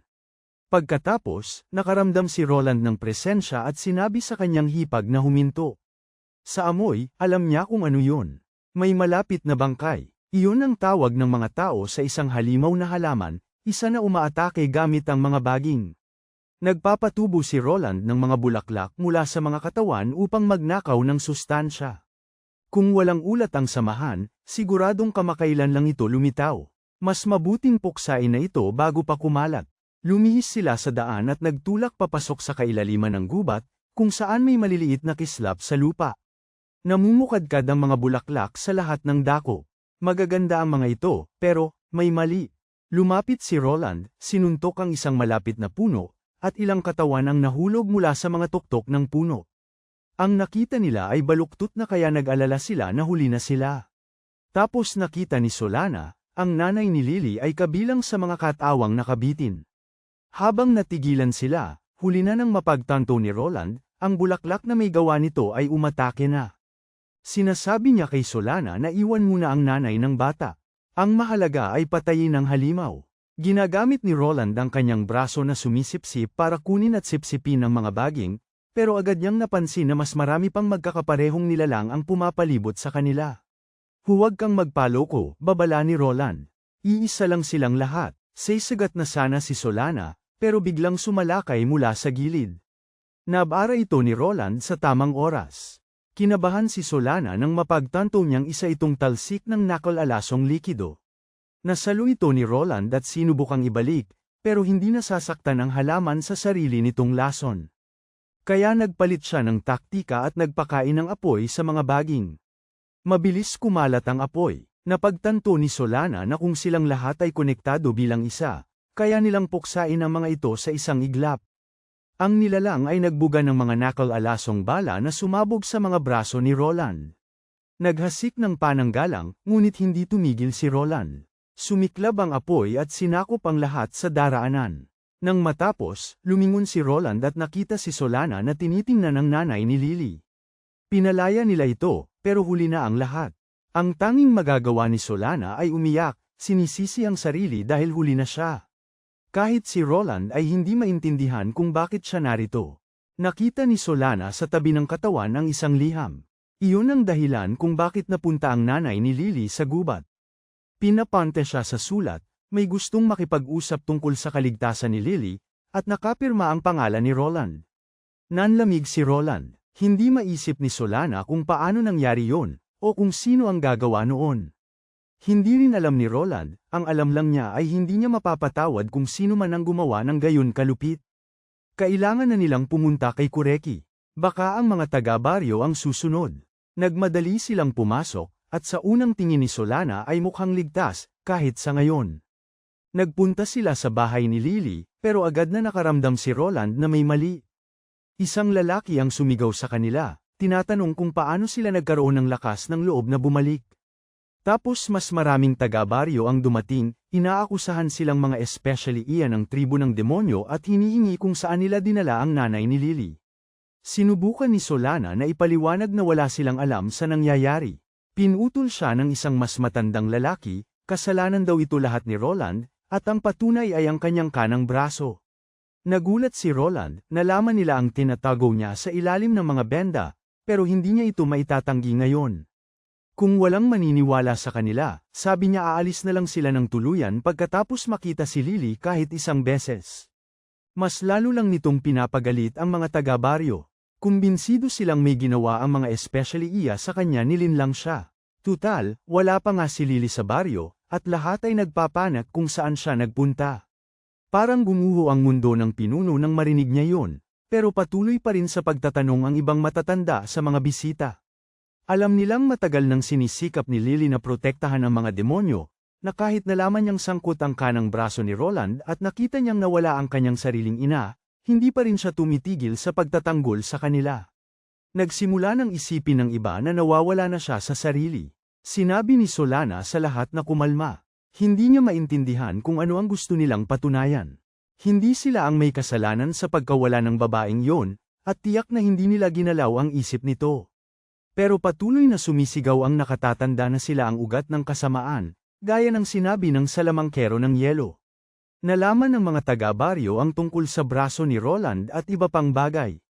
Hindi nagtagal para marealize ni Solana at ng kanyang bayaw na si Charles ang salamangkero ng yelo, kahit na ayaw nila itong paniwalaan. At ayon sa sinabi ng nobleng yun, ang mandirigma ang may pananagutan sa pagkawala ng ina ni Lily dahil nagpadala sila ng sulat dito. Inamin ng lalaki na pinaghihinalaan niya ang dalawang bisita mula pa sa simula, at nagsisisi siya. Hindi sila pinigilan sa pagpasok sa nayon. Bukod pa doon, binigyan pa sila ng isang bagay ng mage ng yelo kung sakaling bumalik ang pinuno. Kinuha ng isa sa mga taga-nayon ang Reg Along yun at ginamit ito, nagpakawala ng isang malaking sinag ng liwanag na sumabog sa langit. Isang senyales para sa mga kabalyero ng kaharian. May isang demonyo. Kinamumuhian ni Solana ang gulo na kinasangkutan nila, ngunit hindi sila maaaring mag-aksaya ng oras. Sabi niya, siya na ang bahala kay Lily habang tumatakbo ang kanyang bayaw. Ilang taga-nayon ang nagulat nang makita siyang tumakbo. Ngunit sinabi ng matanda na huwag habulin, hayaan na ang mga tauhan ng kaharian ang bahala para walang masaktan. Bukod pa rito, kailangan nilang magtuon sa paglutas ng pagka-brainwash kay Solana. Sa labas, sumugod ang mga kabalyero patungo sa nayon matapos makita ang senyales, pinapanatili ang kanilang porma sayon at bilis para mahuli ang demonyo sa oras. Ngunit nakalusot na si Roland sa mga puno at pinanood silang dumaan. Iniisip kung gaano sila kagaling para makarating doon ng napakabilis. Gayunpaman, ayaw niya ng mga walang saysay na laban. Kailangan niyang ayusin ang mga bagay-bagay sa nayon. Hinding-hindi siya ipagkakanulo ni Charles, kaya may ibang nagpapabintang sa kanila. Tumakbo si Roland para hanapin ang kanyang matandang kaibigan at alamin kung paano ito aayusin. Samantala, kinaladkad ng mga taga-baryo si Solana papunta sa isang yungib na malamang kung saan nila pinapanatiling ligtas si Lily. Malaki ito, na may magkakahiwalay na daanan. Bago nila siya ikinulong sa isang hawla, hinayla nila siya sa isang maliit na batis, itinali ang kanyang mga kamay sa itaas at binuhusan siya ng napakalamig na tubig. Sinubukan nilang pilitin siyang magsalita, pero tumanggi siyang aminin na naging halimaw ang kanyang bayaw. Sa huli, iniutos ng matanda na ikulong siya at sinabing ipagpapatuloy nila ang pagtatanong. May nagtanong kung ano ang gagawin nila kung hindi siya magbago ng isip. Sinabi ng matanda na nakakalungkot, pero kailangan nilang bitayin siya. Hindi lang si Solana Lily, pati siya. Ikinulong nila siya, umaasang magliliwanag ang isip niya at matauhan. Basang-basa at nanginginig, bumaluktot si Solana nang marinig niya ang pamilyar na boses. Nakakulong si Lily sa hawla sa tabi niya, labis na ikinalulungkot na umabot sa ganito. Nagliwanag ang mukha ni Solana, sinasabi sa kanya na ililigtas sila. Hindi nasaktan si Lily, natakot lang sa dilim. Nakaramdam ng ginhawa si Solana, at sinimulan niyang mag-isip kung paano sila makakalabas. Tapos tinanong ni Lily kung nakita na nila ang kanyang ina. Sabi ng buong nayon na masasamang tao ang mga bisita, sila ang dahilan ng lahat ng gulo. At kinabahan si Lily dito. Ipinangako ni Solana na hindi totoo na naroon sila para sa kanya. Mukhang nabunutan ng tinik si Lily at sinabing kahit nakatanggap sila ng sulat, sigurado na galing ito sa isang hindi nila kilala. Naalala niyang binasa ito ng kanyang ina at sinabing hindi ito galing kay Roland.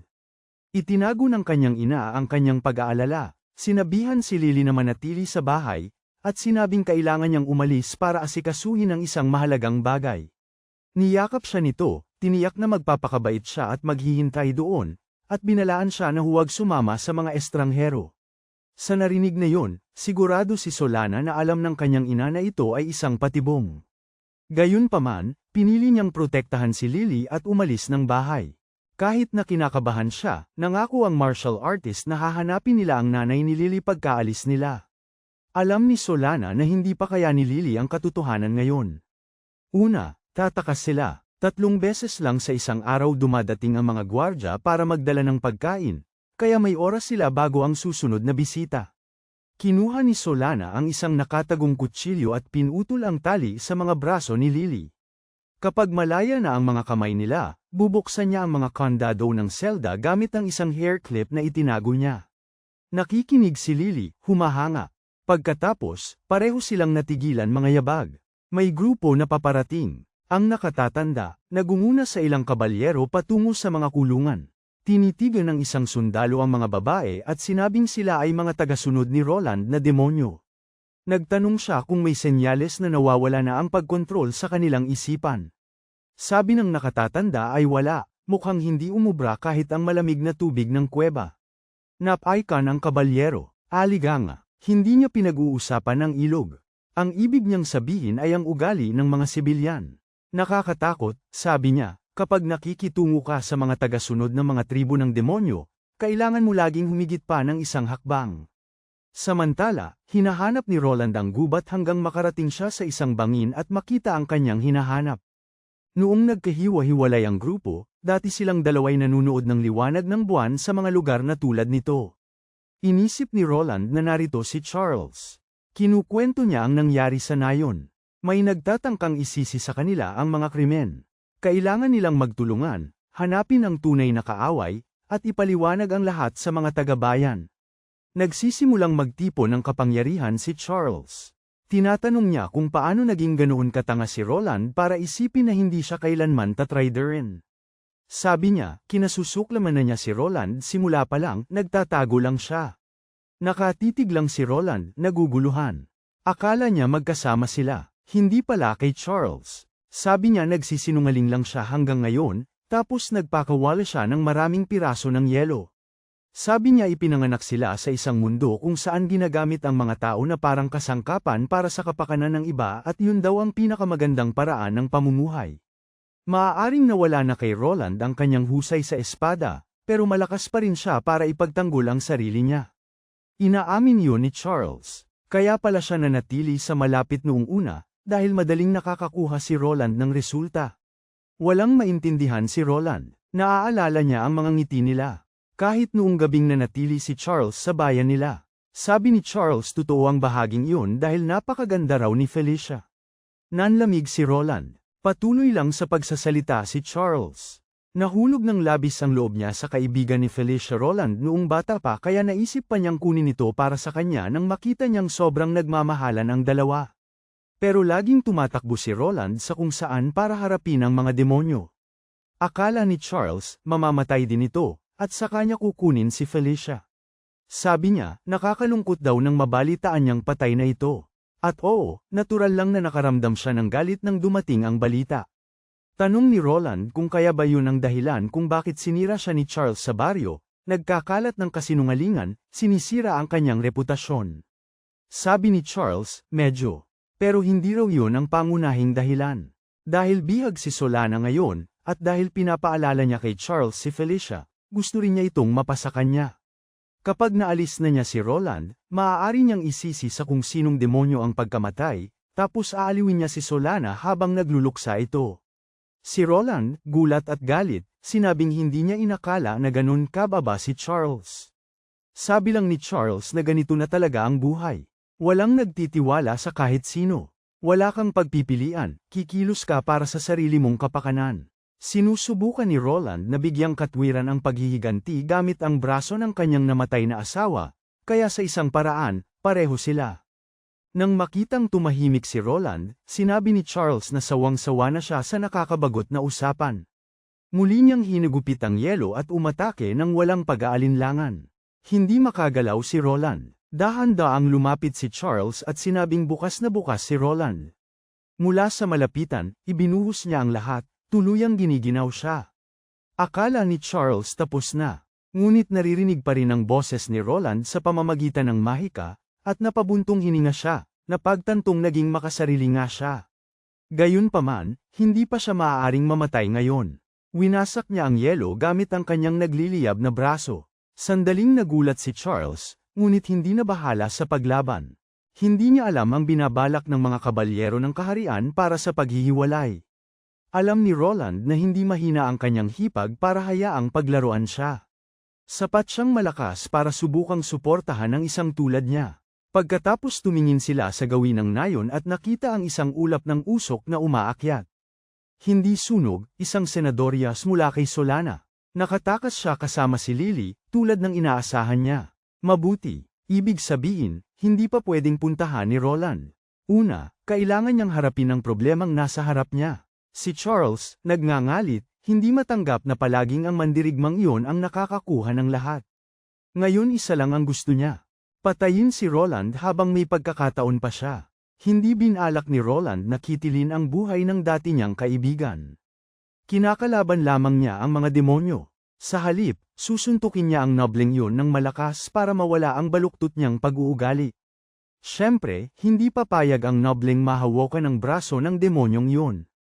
Nauna siyang sumalakay. Isang bagyo ng nyebe ang bumalat sa paningin ni Roland na nagputol sa kanya. Pagkatapos ay bumagsak mula sa itaas ang ulan ng mga patalim na yelo na nagtatangkang tagusan siya. Hinarang niya ang makakaya niya at nililok ng mga apoy sa kanyang braso ang 100 pasulong. Pagkatapos, isa pang sorpresa, mga asul na soro ang sumugod, sinusunggaban siya. Mga mahiwagang hayop na nangangaso ng mga biyahero sa mga bagyo ng nyebe. Kaya ipinatawag sila ni Charles. Gusto malaman ni Roland kung totoo ba sila, nag-aalala pa nga kung inaalipin sila ni Charles. Napabuntong hininga na lang si Charles. Hindi ito pang-aalipin, ito ay purong kapangyarihan. At sa tingin niya, walang karapatan si Roland na maghusga sa kapangyarihan ng isang nilalang sa itsura niyang yun. Walang panahon si Roland para alamin kung saan galing ang mga sorrow. Patuloy siyang inaatake ng biglaan, at dahil sa bagyo, halos hindi siya makakita, kaya naubos ang kanyang lakas. Patuloy ring sumusulpot ang mga talles ng yelo. Isang brutal na kombinasyon. Sinubukan niyang mag-isip ng panlaban, pero hindi siya binigyan ng pagkakataon ng presyon. Isang pangatlong fox ang sumugod mula sa likod. Sinamantala ni Charles ang pagkakataon at sumalakay. Tumama ang mga atake ng malinis, na nagtulak kay Roland paatras, sugatan. Isang pagkakataon, pinagsiklab ni Roland ang apoy sa kanyang braso, at sumambulat mula sa nagyayelong bagyo, lumilitaw mismo sa tabi ng mage. Mahina si Charles sa malapitan. Nagmadali siyang ipagtanggol ang sarili, naghagis ng isang harang ng yelo para pigilan si Roland. Hindi yun sapat, dinurog ito ni Roland. Sumabog ang apoy at yelo ng sabay habang sumisigaw si Roland, itinutulak ang sarili sa sukdulan. Sa pamamagitan ng lakas, pinatalsik niya si Charles patungo sa gilid ng bangin. Nakakapit si Charles sa huling segundo, habang naglalaglagan ang mga piraso ng bato sa alikabok sa ibaba. Pagtingala niya, napagtanto ng mago na sinusubukan siyang iligtas ni Roland. Bakit? Hindi inaasahan ni Roland na magiging ganito ang dating kaibigan. Ngunit kasalanan niya ang pagkabigo niyang protektahan ang kanyang yumao ng asawa. Wala siyang karapatang patayin si Charles. At hindi pa huli para magsimula ulit. Kung magsasama sila, kaya nilang talunin ang mga demonyo, ang tunay na mga kaaway ng sangkatauhan. Tinanong ni Charles kung mapapatawad siya. Sabi ni Roland, oo, basta't kaya nilang lumaban muli ng magkatabi. Tumawa si Charles, sinabing kasuklam-suklam ang sagot, at bumitaw siya. Sa huli, hindi niya sinadyang hawakan ang kamay ng demonyong yun. Ang tanging nagawa ni Roland ay isiga ang kanyang pangalan habang naglalaho ang dating kaibigan sa bangin, kinasusuklaman ng gulo na ginawa nila sa lahat. Sa huli, ang kanang braso ni Roland ay sakit at perwisyo lamang ang idinulot. Hindi niya mapigil ang magtaka kung makakaligtas pa ba siya ng kahit sino. Bigla na lang, may ilang sibat ng yelo ang muntik nang tumama sa kanya. O sa halip, hindi ito atake. Ito'y isang bagay na iniwan ng mage nang bigla siyang lumitaw muli, lumilipad sa kalangitan. Natigilan si Roland. Ibang-iba na ang hitsura ni Charles ngayon na bago sa isang kakaibang nilalang. Ang pamilya Glass ay isang angkan ng mga nangungunang mage, pinagkakatiwalaan ng kaharian, na malaki ang ambag sa kanilang kapangyarihan. Ang lupaing pinamumunuan nila ay nanatiling payapa kahit sa panahong ito, at maraming matataas na ranggong knight ang nagmula sa angkan ng Glass. Sa larangan ng digmaan, itinuturing silang isa sa pinakamalakas na puwersa. Pero sa likod ng mga eksena, nakita silang isang grupo na konektado sa lahi ng demonyo. Nagbigay ng garantiya ang mga Glass, at bilang kapalit tinanggap ang hiling ng lahi ng demonyo na magbuwis ng ilang buhay. Ang mga bayaning bumalik na tanging mga taong umalis sa larangan ng digmaan ng walang gallows ay ang mga nagbaliwala sa mga pagsalakay ng demonyo at nagpabiye sa buhay ng mga inosente sa usapan. Si Charles ay isinilang sa gitna niyan, at napagdesisyonan niya na ang buong pagtitiis ng hirap para sa kapayapaan ng mundo ay isang nakakaawang kasinungalingan. Ang paglaban sa mga demonyo ay walang kwenta. Kung kailangan mong lumaban, mga halimaw ang kalaban mo, hindi ibang lahi. Mas mainam mabuhay, syempre, ng komportable, at gamitin ang katayuan at kapangyarihan sa abot ng makakaya. Iyon ang paraan kung paano nakaraos si Charles. Kaya noong narinig niya ang tungkol kay Roland, isang taong nabuhay sa eksaktong kabaligtaran na paraan at nauwi pa rin sa pagkamatay ni Felicia, isang bagay ang naramdaman ni Charles, pagkamuhi. Sa Alfred, nakilala ni Charles si Kranz. Tinawag siya ni Kranz na mahusay na mage, kahit na isa siyang spoiled na bata na sumuko sa mga demonyo. Ipinakita ni Charles ang kaya niyang gawin kapag inutusan, nang hindi man lang alam kung bakit. Siguro naroon ang batang yun para husgahan ang mga tao. Ginagawa ng mga demonyo ang gusto nila dahil kailangan nila ang pagdurusa ng mga tao. Walang problema kay Kranz na makipagtulungan sa mga tao kung may pakinabang siya. At halata namang hindi kontento si Charles sa buhay niya. Kaya nag-alok si Kranz na kapwa sila makikinabang. Halata ang galit ni Charles kay Roland. Halos isinisigaw ng mga mata niya na hindi niya ito mapapatawad. Ang problema ay ang agwat sa kapangyarihan, wala si Charles na kakayahan na makakatalo sa isang mandirigma na tulad niya. Kaya naisipan ni Kranz na bigyan siya ng regalo. Kaya nagkaroon si Charles ng kakayahang magbagong anyo at panatilihin ang kanyang isip. Umaagos ang kapangyarihan sa kanya, na parang kaya niyang gawin ang lahat. Siguro yun din ang pakiramdam na naramdaman ni Roland nang makuha niya ang braso na yun. Tumitig si Roland, natigilan, at nagtanong kung bakit niya gagawin yun. Hindi na nag-abala si Charles na sumagot. Sinalakay niya ang dating kaibigan ng harapan, nagtatangkang patumbahin ito. Nang magbanggaan ang kanilang atake, agad na naramdaman ni Roland na umangat na si Charles sa mas mataas na antas. Mula dito, hindi sapat ang apoy sa braso ni Roland para pigilan ang yelo ni Charles. Mas malala pa, hindi mapipigilan ng init niya ang mga bagyong yelo na susunod. Gustong-gusto ito ni Charles. Tinulak niya si Roland paatras, tumatawa, tinutokso itong sumuko na para makaharap niya. Felicia sa kabilang buhay, ipinagtanggol ni Roland ang kanyang sarili sa abot ng makakaya niya. Hindi siya maaaring bumagsak dito. Mayroon pa siyang dapat gawin sa mundong ito. At kahit na ayaw niyang gawin ito sa kanyang dating kaibigan, wala siyang pagpipilian. Ginamit niya ang kanyang kakayahan na bawasan ang lakas ng kalaban.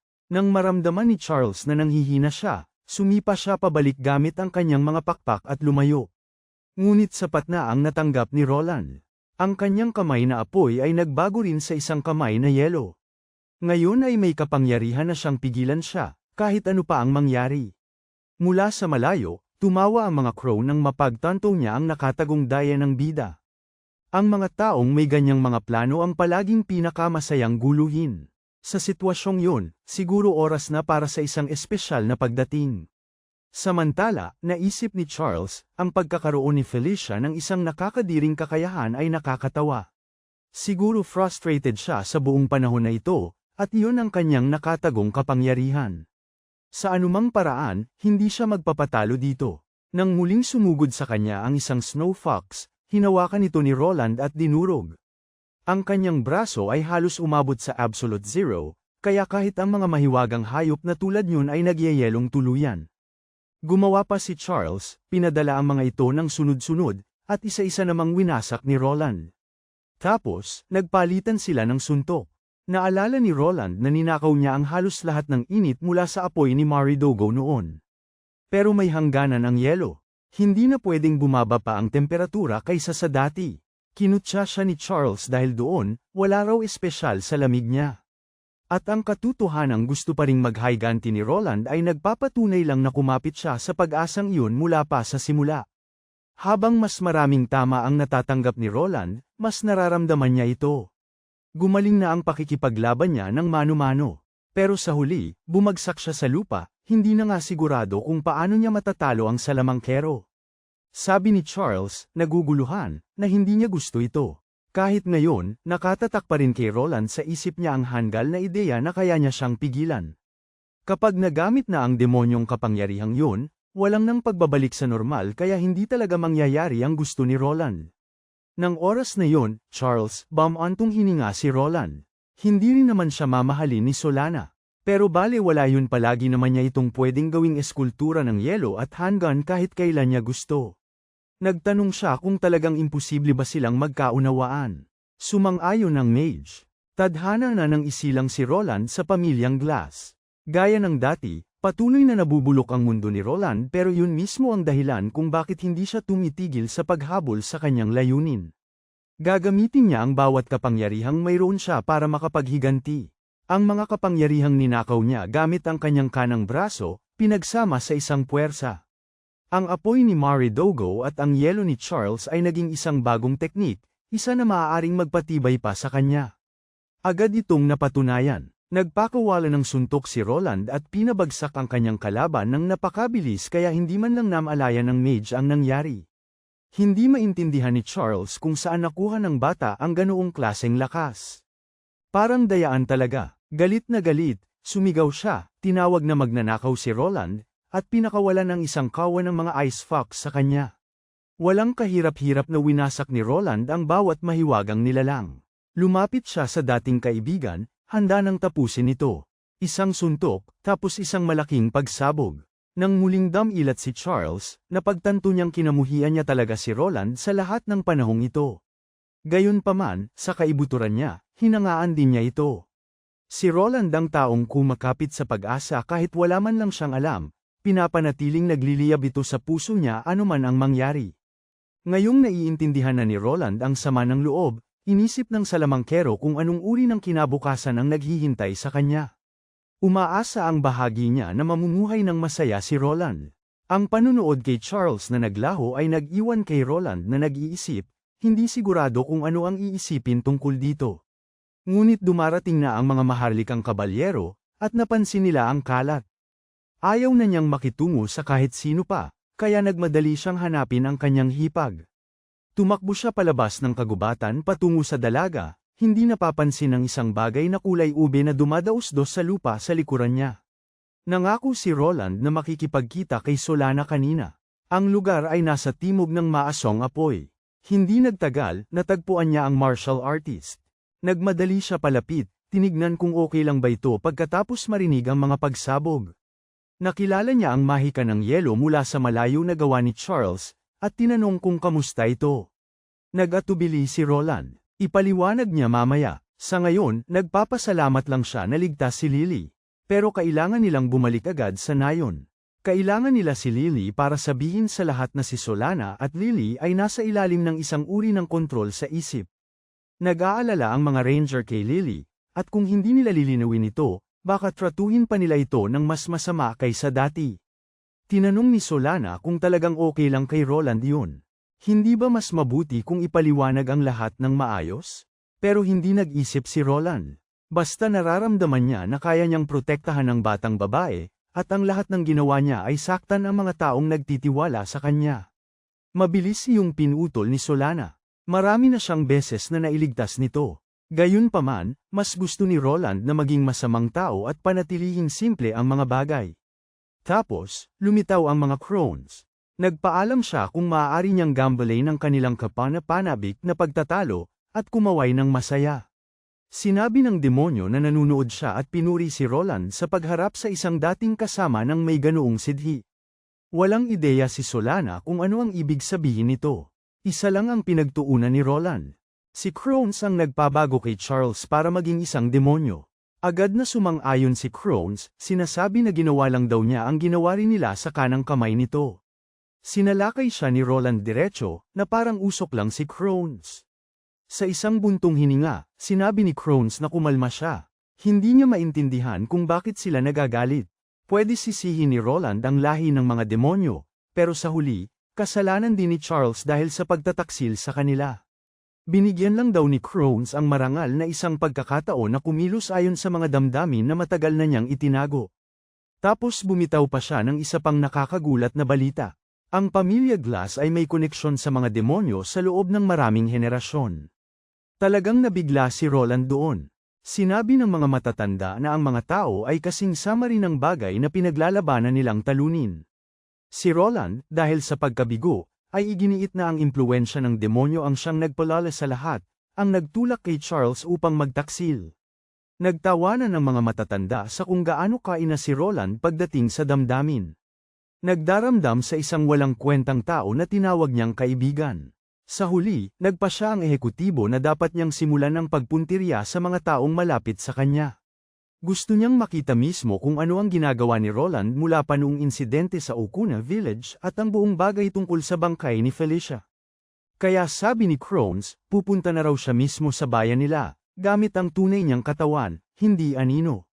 At kung gusto nilang protektahan ang mga sibilyan doon, mas mabuting magmadali silang iligtas ang mga ito dahil gustong-gusto raw niya na iwan silang desperado. Pagkawala ng executive, tinangka ni Solana na kausapin ang kanyang bayaw, pero natakot siya sa kalagayan ni Roland. Sobrang galit niya na para na siyang tunay na demonyo, handang sumugod agad sa Okuna. Sinamantala ni Solana ang pagkakataon para sabihin kay Lily na pwede siyang humingi ng tulong kung mapahamak ulit siya. Sa ngayon, dapat siyang bumalik sa baryo at sabihin sa lahat na ang dalawang iyon ang mga kontrabida. Nag-aalangan si Lily, pero pumapayag din. Niyayakap niya si Solana at pinapangako na magkikita silang muli. Sa huli, humihiwalay ang dalaga at umaalis. Sabi ni Roland, pwede ring bumalik ang kanyang hipag at magpaliwanag, dahil hindi pa huli ang lahat. Pero sinisigawan siya ng martial artist para tumahimik. Ayaw niyang tanggapin na kailangan nilang iwan si Lily ngayon. Gayunpaman, napagdesisyonan niyang pasanin ang parehong bigat na pinapasa ni Roland ng matagal na. Nagpipigil ng luha, sinasabi niya sa kanya na bilisan na at magtungo na sa Okuna. Tumatakbo sila patungo sa kanilang tinubuang bayan, dama ni Solana na kailangan pa niyang pagbutihin para sa kung ano ang darating. Maya-maya, dumating sila, at nagtataka ang bida kung nasaan si Kron. Ang unang nakita nila ay isang lalaking nagpuputol ng kahoy, at ang martial artist ay nakahinga ng maluwag, iniisip na ligtas ang mga sibilyan. Lumapit siya para makipag-usap, ngunit hinayla siya pabalik ng mandirigma, may kakaiba. Sa kanila napagtanto na ang sibilyan ay isang nilalang na parang zombie na, sa hindi malamang dahilan, gumagalaw na parang tao. Hindi lang siya, marami pang iba ang nasa parehong kaawa-awang kalagayan. Nagtataka si Roland kung huli na ba sila, nagdadalamhati sa nangyari kay Okuna. Suntok niya ang lupa, kinasusuklaman kung paano palagi siyang masyadong mahina at mabagal para iligtas ang mga tao. Bago pa siya malaw ni Solana, sumugod ang isang zombie na may palakol. Hinarang ni Roland gamit ang kanyang kanang braso at pinatigil ang lahat ng mga taga-baryo gamit ang mahika. Ito ang paraan niya para bigyan sila ng marangal na wakas, isa na walang sakit. Isang boses ang tumawa tungkol sa kung gaano ito kalunos-lunos. Lumitaw si Kron, itinuturo kung gaano kadali para kay Roland na patayin sila. Sumigaw si Solana na kasalanan lahat ito ng demonyo, ngunit nagmaang-maangan ang executive. Ang pagiging halimaw ay regalo mula sa haring demonyo, at kung mayroon silang isang bagay na sabihin, dapat nilang harapin siya tungkol doon. Pero may natutunan pang iba si Kron. Gamit ang pangkukulam at nakikita kung gaano sila nanghihina, nagpasya siyang guluhin sila. Sabi niya na may tinawagan siya, tapos tinuro ang isang taong gustong-gusto na nilang makita ulit, isang taong mahal nila. Umiyak si Solana nang marealize niyang binuhay ni Kron ang halimaw na nakasuot ng katawan ni Felicia at tumawa sa kanilang mga mukha. Walang imik, humakbang ang protagonista at sinabing matagal na rin simula nang huli siyang magalit ng ganito. Sa sandaling yun, ang iniisip lang niya ay patayin ang demonyong bata, kahit anong mangyari. Tinanong ni Kron kung talagang may lakas siya ng loob na kitlin muli ang buhay ng isang mahal niya. Doon hamarang si Solana, determinado na pumalit sa bayaw niya at magpasa ng bigat kasama niya. Hindi niya hahayaang patayin ni Roland ang sarili niyang kapatid, kaya sa pagkakataong ito, ibabahagi niya ang sakit na iyon. Sa determinasyong yun, sinabi ng martial artist sa mandirigma na harapin ang executive, at siya na ang bahala kay Felicia. Sa una, nag-alala ang protagonista na ipaubaya sa kanya ang isang bagay na ganoon kabigat, pero hindi siya uurong. Naaalala ang nasaktang tingin niya kanina, tinanong na lang ni Roland na huwag siyang magpakasobra. Magtutuon siya sa pagtalo kay Kron, tapos sasamahan siya pagkatapos. Okay lang yun sa executive, at ginagawa niyang atakihin ng katawan ni Felicia ang sarili niyang kapatid. Kahit natatakot siya, sinasabi ni Solana sa sarili niya na kaya niya ito. Susuntok na sana siya, pero nang maalala niya ang masayang ngiti ng kapatid niya, nag-atubili siya at mahinang tumama ang suntok niya sa braso ng kalaban. Tinatawanan siya ni Kron, lalo na pagkatapos ng madamdaming talumpati niya tungkol sa pagpasa ng mga pasanin ng bayaw niya. Kahit nagsasalita, madaling naiilaga ng executive ang mga atake ni Roland. Isa siyang necromancer, kaya hindi talaga bagay sa kanya ang labanan ng malapitan. Pero, naisip niya na ayos lang gawin ito kahit minsan.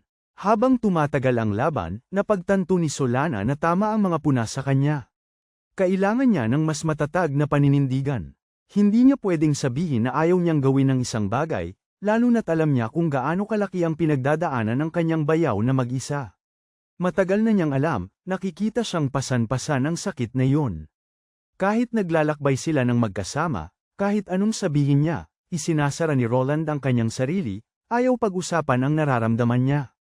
Malalim ang sugat ng pagpatay sa sarili niyang asawa. Ngayon, naniniwala si Solana na siya lang ang makakatulong sa kanya sa pamamagitan ng pagtalo sa kanyang sariling kapatid. Kung magagawa niya yon, matutulungan niya ito, at maaari silang mamuhay ng magkatabi, at baka sakaling mapangiti niya itong muli ng tunay. Sa determinasyon na yon, nagpakawala siya ng malakas na suntok sa katawan ni Felicia. Nagpakawala ang nilalang ng isa sa mga kakaibang kulay ubing orb na diretso sa kanya, at tinamaan siya nito. Natigilan si Roland, naghiyawan si Kron, tuwang-tuwa na nangyari na ang binalak niya para sa sandaling ito. Sinabi niya sa bida, habang nagagalak, na si Solana ay magiging isang kaibig-ibig na halimaw tulad ni Felicia. Iniisip ng demonyo kung kaya rin ba siyang patayin ni Roland, lalo na sa ang pagkasuklam sa mukha ng dating bayani ay sapat na upang siya ay masiyahan sa ngayon. Nagmamadaling lumapit si Roland sa kanyang hipag, nagmamakaawang manatili siyang matino. Hindi niya rin ito maaaring mawala, ngunit siya ay tinamaan at napalipad. Sa kanyang lubos na pagkabigla, nagsimulang magbago si Solana, at ang galit ay nagdulot sa kanya upang sumigaw sa pamamagitan ng mga luha ng pagkabigo at sakit. Si Kranz ay nanunood, ninanamnam ang paghihirap ng tao, nagtataka kung paano tutugan ang kanang kamay ni Roland. Pakiramdam ng bida na ito na ang katapusan, naabot na niya ang kanyang limitasyon. Sa kadiliman ng kanyang isipan, isang tinig ang tumatawag sa kanya sa pangalan. Sinusubukan niyang huwag pansinin ito, wala siyang karapatang sumagot. Hindi lang si Felicia, kundi pati na rin si Solana ay nilamon na ng pagbabago sa demonyo. May mga taong nawawala araw-araw, at ngayon iniisip ng mandirigma na wala na siyang maililigtas. Ang isang katulad niya na naghahanap ng kapanatagan sa tinig ng kanyang yumaong minamahal kahit na alam niyang isa itong ilusyon ay hindi karapat-dapat sa ganoong atensyon. Ngunit sumisigaw ang tinig at hinihila siya palabas mula sa mga anino, pinipilit siyang tumingin. Natigilan, nakatitig si Roland sa mukha ni Felicia. Sabi niya may mahalaga siyang sasabihin sa kanya. Sabi ng dalaga, siya rin yung dating tao, yung akala niya na kapatid ni Solana at ang kanyang asawang Felicia. Napaluhod si Roland at niyakap siya sa baywang, umiiyak, nagmamakaawa ng tawad. Napabuntong hininga lang siya, nakikita kung gaano siya nagsikap na tuparin ang pangako nila, kahit na binigyan siya nito ng labis na sakit.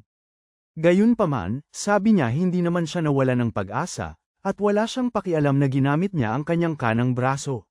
Masaya si Felicia na kahit isang simpleng babaeng taga-baryo tulad niya ay nakatulong sa kanya. Sumagot si Roland na ang kakayahang nakuha niya ay nakakainis dahil ang kaya lang nitong gawin ay kunin ang mga bagay mula sa ibang tao. Ngunit sinabi niya sa kanya na kamangha-mangha na siya ay naging bagong lakas niya sa mundong ito. At saka, ang kapangyarihan mismo ay hindi pagnanakaw, at ang pagbubunyag na iyon ay nagulat kay Roland. Ito ay isang kakayahan na maaaring magligtas sa mundo. Gusto pa sana ni Felicia ng mas maraming oras para makipag-usap, ngunit paubos na ang kanilang oras. Hiniling niya sa kanya na magtiwala ng kaunti pa sa kapangyarihang ibinabahagi nila.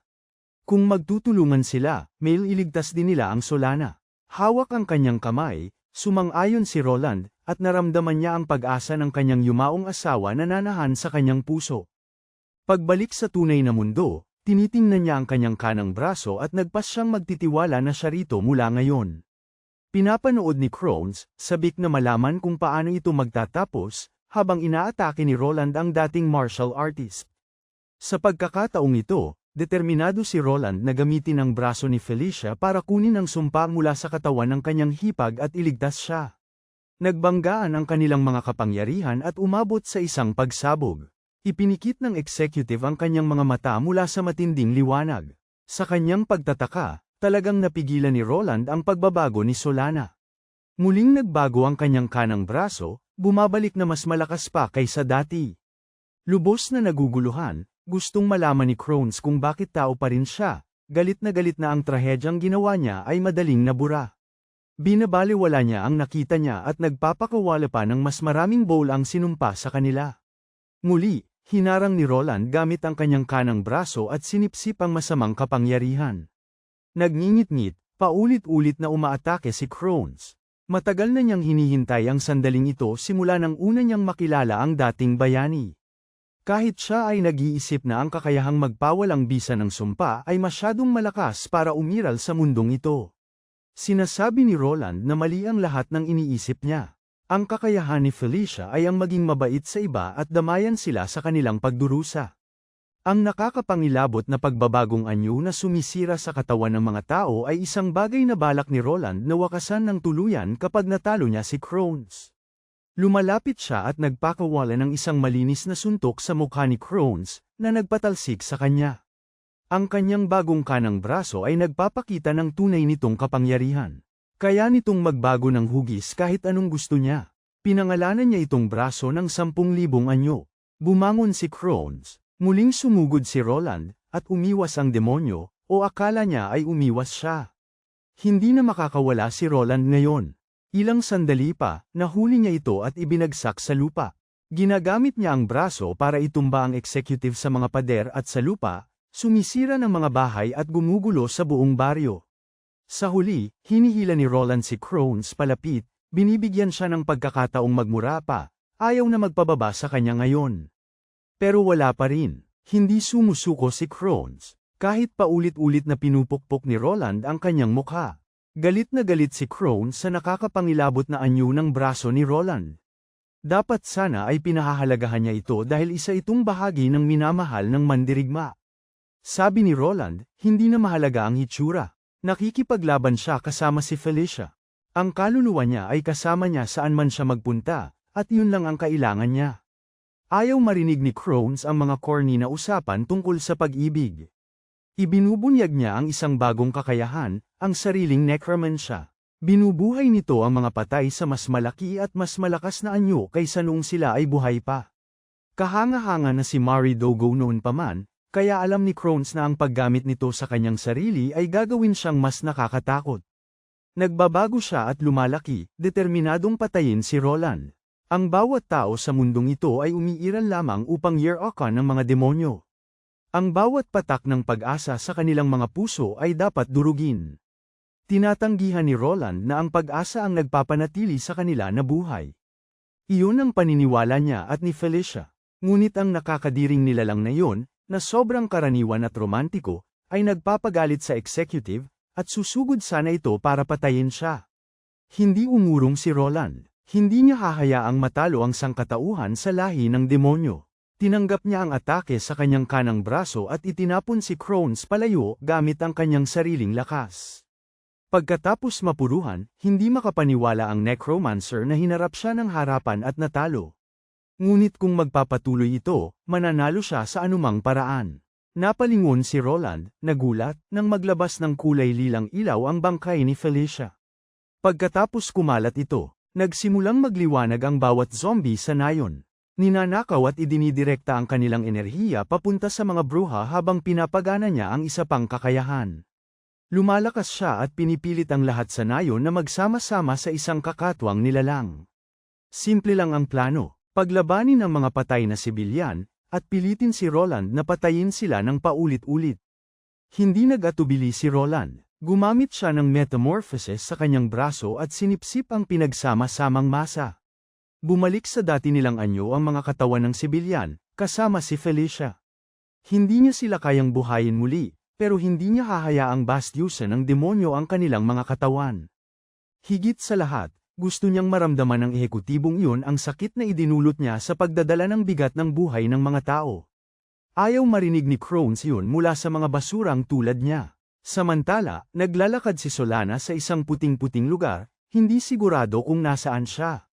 Lumitaw si Felicia at tinawag ang kanyang kapatid sa pangalan. Medyo malungkot siya na hindi niya ito makausap ng kasing tindi ng pakikipag-usap niya kay Roland. Natanto ni Solana kung sino ito at napahagulhol, humihingi ng tawad dahil hindi niya sila natulungan. Wala siya para kay Roland o Felicia noong kailangan nila siya. Hindi man lang niya masuportahan ang kanyang bayaw habang nagluluksa ito. Sa kaibuturan ng puso niya, kinamumuhian niya ang pakiramdam ng kawalang silbi, kahit pa bilang pamilya. Inaamin ni Felicia na hindi lang niya pinahirapan ang kanyang asawa, nasaktan din niya ang kanyang kapatid. Kaya ayaw niyang magpaumanhin si Solana o saktan ang sarili nito. Ayos lang si Solana, kung ano siya. Gusto ni Felicia na mamuhay ito sa sarili nitong paraan, kahit anong gusto nito. At kung isang araw pipiliin itong tumayo sa tabi ni Roland, hindi bilang kapalit, kundi bilang siya mismo, baka mainggit ng kaunti si Felicia. Pero, papayagan pa rin niya ito. Niyakap niya si Solana at hiniling na mamuhay na ito para sa sarili simula ngayon. Nagising si Solana sa tunay na mundo at nakita niyang yakap siya ni Roland, na nakahinga ng maluwag. Sinabi niya na nakita niya si Felicia sa kanyang mga panaginip, at sinabi rin ni Roland na nakita niya rin ito. Ayaw ikwento ni Solana ang kanyang narinig, ngunit sinabi ni Roland na may natutunan din siya mula sa kanyang asawa. Ang kanyang kanang braso ay maaaring magligtas sa mundo mula sa sakit, at iyon ang kanyang gagamitin dito. Samantala, sa isang madilim na kastilyo, tinapos ng isang lilang apoy ang ulat nito. Sinabi nito sa demonyong Panginoon na kumalma dahil kahit sa anyong iyon, balak pa rin ni Kron na talunin si Roland. Nagpasalamat ang hari dito, tumayo mula sa kanyang trono, lumapit sa tagapagpaganap, at tinapakan sa kanya ng tuluyan. Nang marinig niyang nabuhay muli ang bida, inasahan niyang lubusan na itong nasira. Pero ang bagong braso ng dating bayani ay patuloy na nagbabago, at baka isang araw ay maabot pa nito ang kapangyarihan ng mga Diyos. Napapangiti ang hari sa isiping ito, sabik na kunin ang braso ni Roland para sa kanyang sarili.